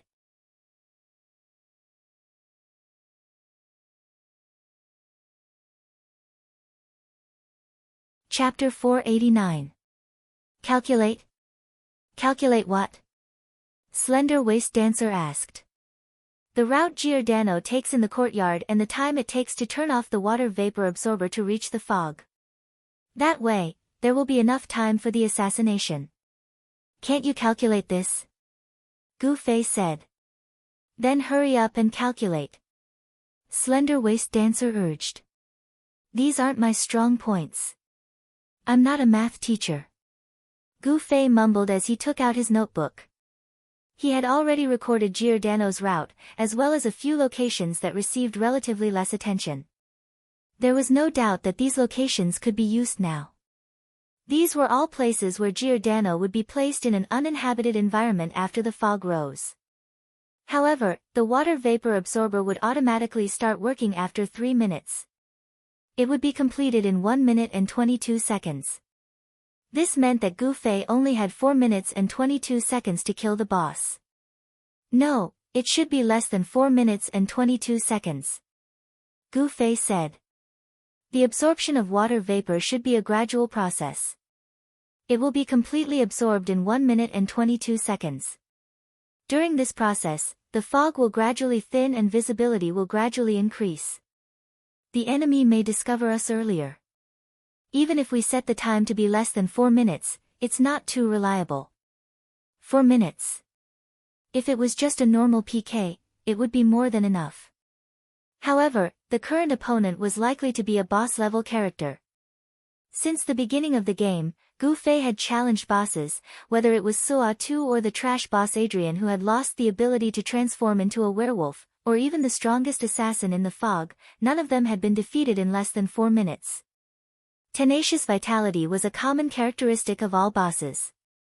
After all, no matter how high the attack or how overpowered the skills were, a boss that could be defeated with one poke was not a good boss. Defeat the boss in 4 minutes? Sword Demon, who had returned after learning of the new discovery, was shocked when he heard this conclusion. That's impossible. It's more likely that the whole team will be wiped out by the boss every 4 minutes. Although Sword Demon didn't have much experience in sieging a large-scale boss in the parallel world, at least he had experience. As long as it was an online game, many aspects of the design benchmarks were the same. A boss that could be killed in 4 minutes could only be a high-level player bullying a low-level small boss. As for a boss of a suitable level, it was too worthless to be killed so easily. As for Gu Fei's diary, it was dropped from the Misty Assassin, which was a higher-level boss. Even if Giordano wasn't a higher-level boss, it should at least be at the same level, right? 4 minutes was too ridiculous. No matter what, let's give it a try. Gu Fei suggested. No, this is an impossible mission. No matter how skilled you are, your damage output is just that. If the boss just stood there and didn't move, you wouldn't have been killed in 4 minutes. If it was really designed like this, then there might be some technique in assassinating this guy. Sword Demon was worthy of being an experienced player, his analysis was clear and logical. Makes sense. Could it be that he has some hidden weakness? Gu Fei said. Are there any clues in the diary? Sword Demon asked. Diary. Gu Fei hurriedly flipped through the diary and found all the places that were mentioned in the diary that were related to Giordano. When the diary first mentioned Giordano, the Misty Assassin was already on the verge of collapse. He kept recalling the past to keep his mind clear. As for this unfinished mission, perhaps because it could stimulate his fighting spirit, he mentioned it a lot. When Gu Fei looked through the content of Giordano, he finally realized that there were many hidden clues here. Everyone has a unique habit. When they repeat this habit, it is often when they let their guard down the most. Giordano, what is your habit? I will definitely find it. After Gu Fei noticed this sentence, he immediately shouted at the two people, Look, so this place already reminded us to start with Giordano's habit. Strange, why didn't I notice this sentence at first? Let down the guard when he's used to it. Could it be that this boss's defense is very weak when he's patrolling and he'll be killed in one hit? Slender Waist Dance guessed. It can't be that simple. Sword Demon said. What else? With the help of the light from the water vapor absorber, Gu Fei continued to recall while flipping through the diary. In his memory, there was information about Giordano that was beneficial to fighting, but he didn't know if it was because he was a bit impatient, but he couldn't remember it clearly. He could only keep flipping through the diary and stop to look at Giordano's words. Finally, Gu Fei found the information he needed. It's here. He shouted. What? The two people hurriedly asked. Giordano. Famous for his sword skills. Then do you know what it feels like to lose confidence? Ha, I will help you. I will let your body relive the painful memories, completely crush your confidence, and then ruthlessly erase you. Gu Fei read out this sentence. It was the sentence that he had been looking for all this time. This was already very late in the diary. It could be seen that the Misty Assassin had already collapsed to the point of hysteria. The assassin's calmness wasn't much left, and what emerged was a wave of madness. Famous for his sword skills. It really isn't easy to deal with. Is this what you're looking for? Slender Waist Dance said. No, it's this sentence. Let your body relive the painful memories. Gu Fei said, from this sentence, Giordano should have been seriously injured, perhaps this is his weakness. Seriously injured? What injury? Where is the injury? Is it written? Sword Demon said. No. Gu Fei shook his head. If this was written, then it would be a very obvious piece of information, and Gu Fei would have paid attention to it long ago. Doesn't that mean we don't know anything? Sword Demon said. This. Maybe when we fight, we can test it out. Gu Fei said. The two people's jaws dropped, that's possible. Of course, the premise is that the game is realistic enough. This setting of being seriously injured isn't just empty words. Gu Fei said. Or maybe your deduction is wrong. This is just the crazy words of the person who wrote the diary. Slender Waist Dance said. But other than this, I can't think of anything else. There's only so much about Giordano in the diary. You've seen it, what else is there? Gu Fei said. The two shook their heads. So, this is the only way. Gu Fei said. When will Giordano show up? Sword Demon asked. Gu Fei looked at his record, he left the room at 10:22 sharp. After 5 minutes and 57 seconds, which is 10:27:57, he will walk out of the main entrance of the government office and arrive at the first feasible assassination spot at 10:35:22. It's only 10:10 now, and there are still 25 minutes before the earliest opportunity to strike. But now the players outside are still in a mess. Will it be inconvenient? 25 minutes, their battle doesn't seem to be over. Sword Demon asked. The players don't have to worry too much. When I first came, I already noticed that there were fewer players fighting on Giordano's route in the front yard. Maybe the players in the fog were worried that PK here would be detrimental to Giordano and affect their mission, so they deliberately controlled it? Gu Fei speculated. In fact, Giordano's patrol route was through a few NPC areas in the front yard. Both sides deliberately avoided the NPC guards, and the relatively sparse area just happened to include Giordano's route. Let's not talk about making a move first. It's very difficult to rush to the assassination spot in this situation, right? Sword Demon said. Water vapor absorber. If we turn it off, it'll be easy to move around in the fog, right? When we make a move, we just need to time it and turn it off again. Gu Fei said. Repeatedly coming and going in the fog won't alert the NPC, right? Sword Demon said. Isn't that thinking too much? Is it that realistic? Gu Fei said. Hey, you still want to rely on realism to find the boss' old wounds. Sword Demon said. If that's the case, we have to think about it. Let's just pretend that this thing can only be used once. Now we have to think of another way to get close to the location. Gu Fei said. Hey, if you guys think about it this way, then after the fog rises, will that Giordano give up his original route and change to this small woodshed because of this abnormal situation? Slender Waist Dance said. Gu Fei was at a loss. Why do I feel like we've already analyzed the problem more and more complicated? Slender Waist Dance's words make sense. If we think about it this way, we can't not pay attention to this point. Sword Demon said. Okay, then you guys summarize what we should do. Gu Fei felt a bit of a headache. Everything will continue as before, but the people who stay behind to turn off the water vapor absorber must immediately leave the woodshed after turning it off. Be careful not to get killed by the NPC inside. Sword Demon said. As for Giordano, I don't think he'll immediately notice once the switch is turned off. It takes time for the fog to rise gradually. When he notices, he should be not far from the location you need. Then, you two just need to find an opportunity to pull the monster. Pull the monster. I say, Sword Demon, sometimes your words really ruin the atmosphere. Gu Fei said. Sorry, it's a habit. I'll pay attention next time. Sword Demon said. Why do you stay behind? I run faster, let me turn off the switch. Slender Waist Dance said. No, you should go with Chinli.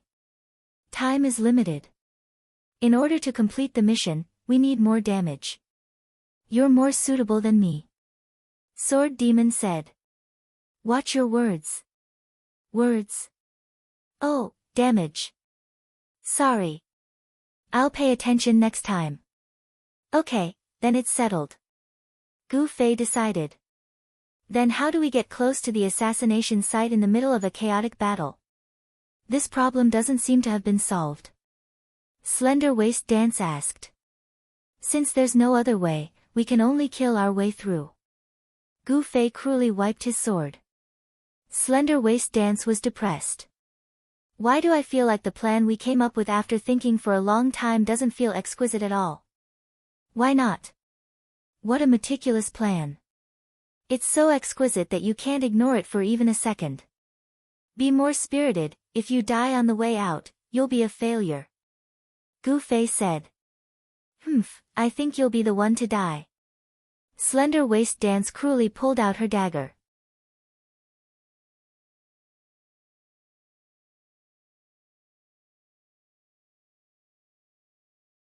Chapter 490.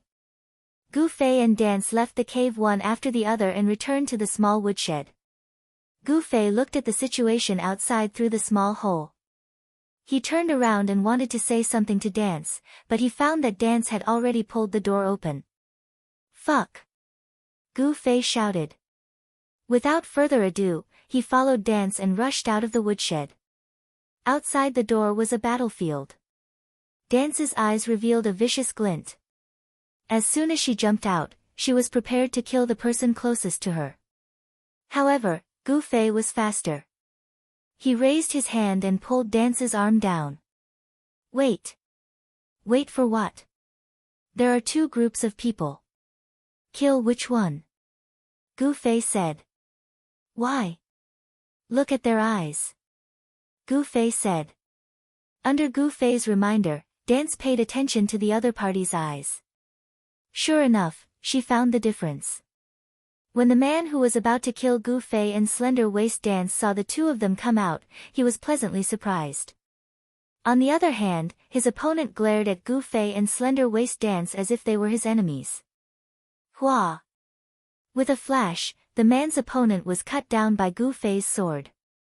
Everyone, do your best. Gu Fei raised his arms and shouted. Ao ao ao. Do your best. A group of people shouted along with Gu Fei. The man in front of him shouted even louder. His opponent, who had been fighting with him for a long time, was instantly killed by Gu Fei. What an amazing expert. Worship. Brother, which guild are you from? The man couldn't find a guild badge on Gu Fei's body, so he asked. We'll talk later. There's an enemy coming. Gu Fei swung his sword and helped the man block another attack. He then patted his shoulder. I'll leave this to you. That guy seemed to be shouldering some kind of important mission. He nodded heavily with an attitude that he wouldn't hesitate to die 1,000 times, turned around, and charged forward. This way. Gu Fei called Slim Waist Dance. He had already memorized the guild emblem of flower in the fog. As he walked, he greeted those who weren't flower in the fog warmly and slashed at those who were flower in the fog. Then, he patted someone behind him and said, I'll leave this place to you. Gu Fei and Slim Waist Dance, one black and one red, shuttled through the battlefield very smoothly. Slim Waist Dance did not even have a chance to attack. You're so treacherous.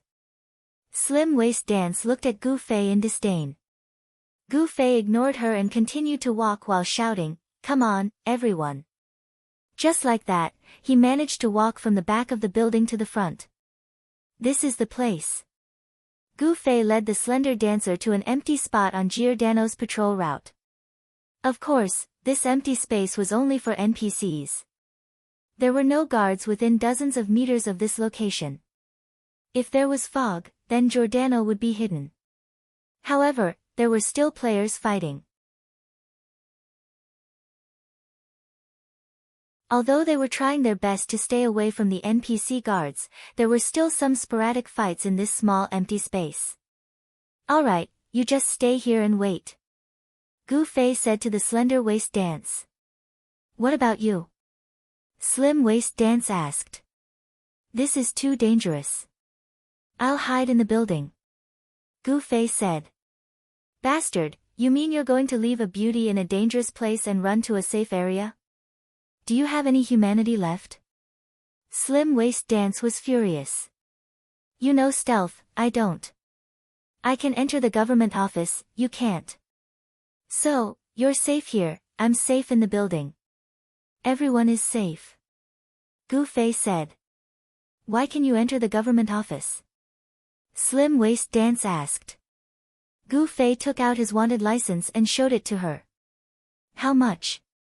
Slim waist dance revealed her true self. She wanted something good as soon as she saw it. "I'm sorry, this can only be used by the owner," Gu Fei said. "How did you get it?" Slim waist dance asked. "Go in stealth first. We'll talk in private," Gu Fei said as he turned around and hurriedly walked towards the door. Everyone was focused on their opponents. Gu Fei tried his best to not attract any attention. No one really noticed him. In the end, he successfully entered the government office. He let out a long breath and sent a message to Slim Waist Dance. "How is it? Is it safe?" "It's safe." Slim Waist Dance went into stealth and crouched down in an open space. It was so safe that she could do whatever she wanted. "Tell me, how did you get that thing?" Slim Waist Dance asked. As Gu Fei walked towards the guard room, he briefly explained the requirements for the wanted license and its magical effects to Slim Waist Dance. "It's so troublesome." Slim Waist Dance felt a bit pained. She was used to getting equipment by throwing money at people. Last time, getting the wind-chasing boots had already challenged her patience. This time, getting the license required even more perseverance. Slim Waist Dance hesitated. "This isn't useful to you, right? It's not like you're doing a wanted quest," Gu Fei said.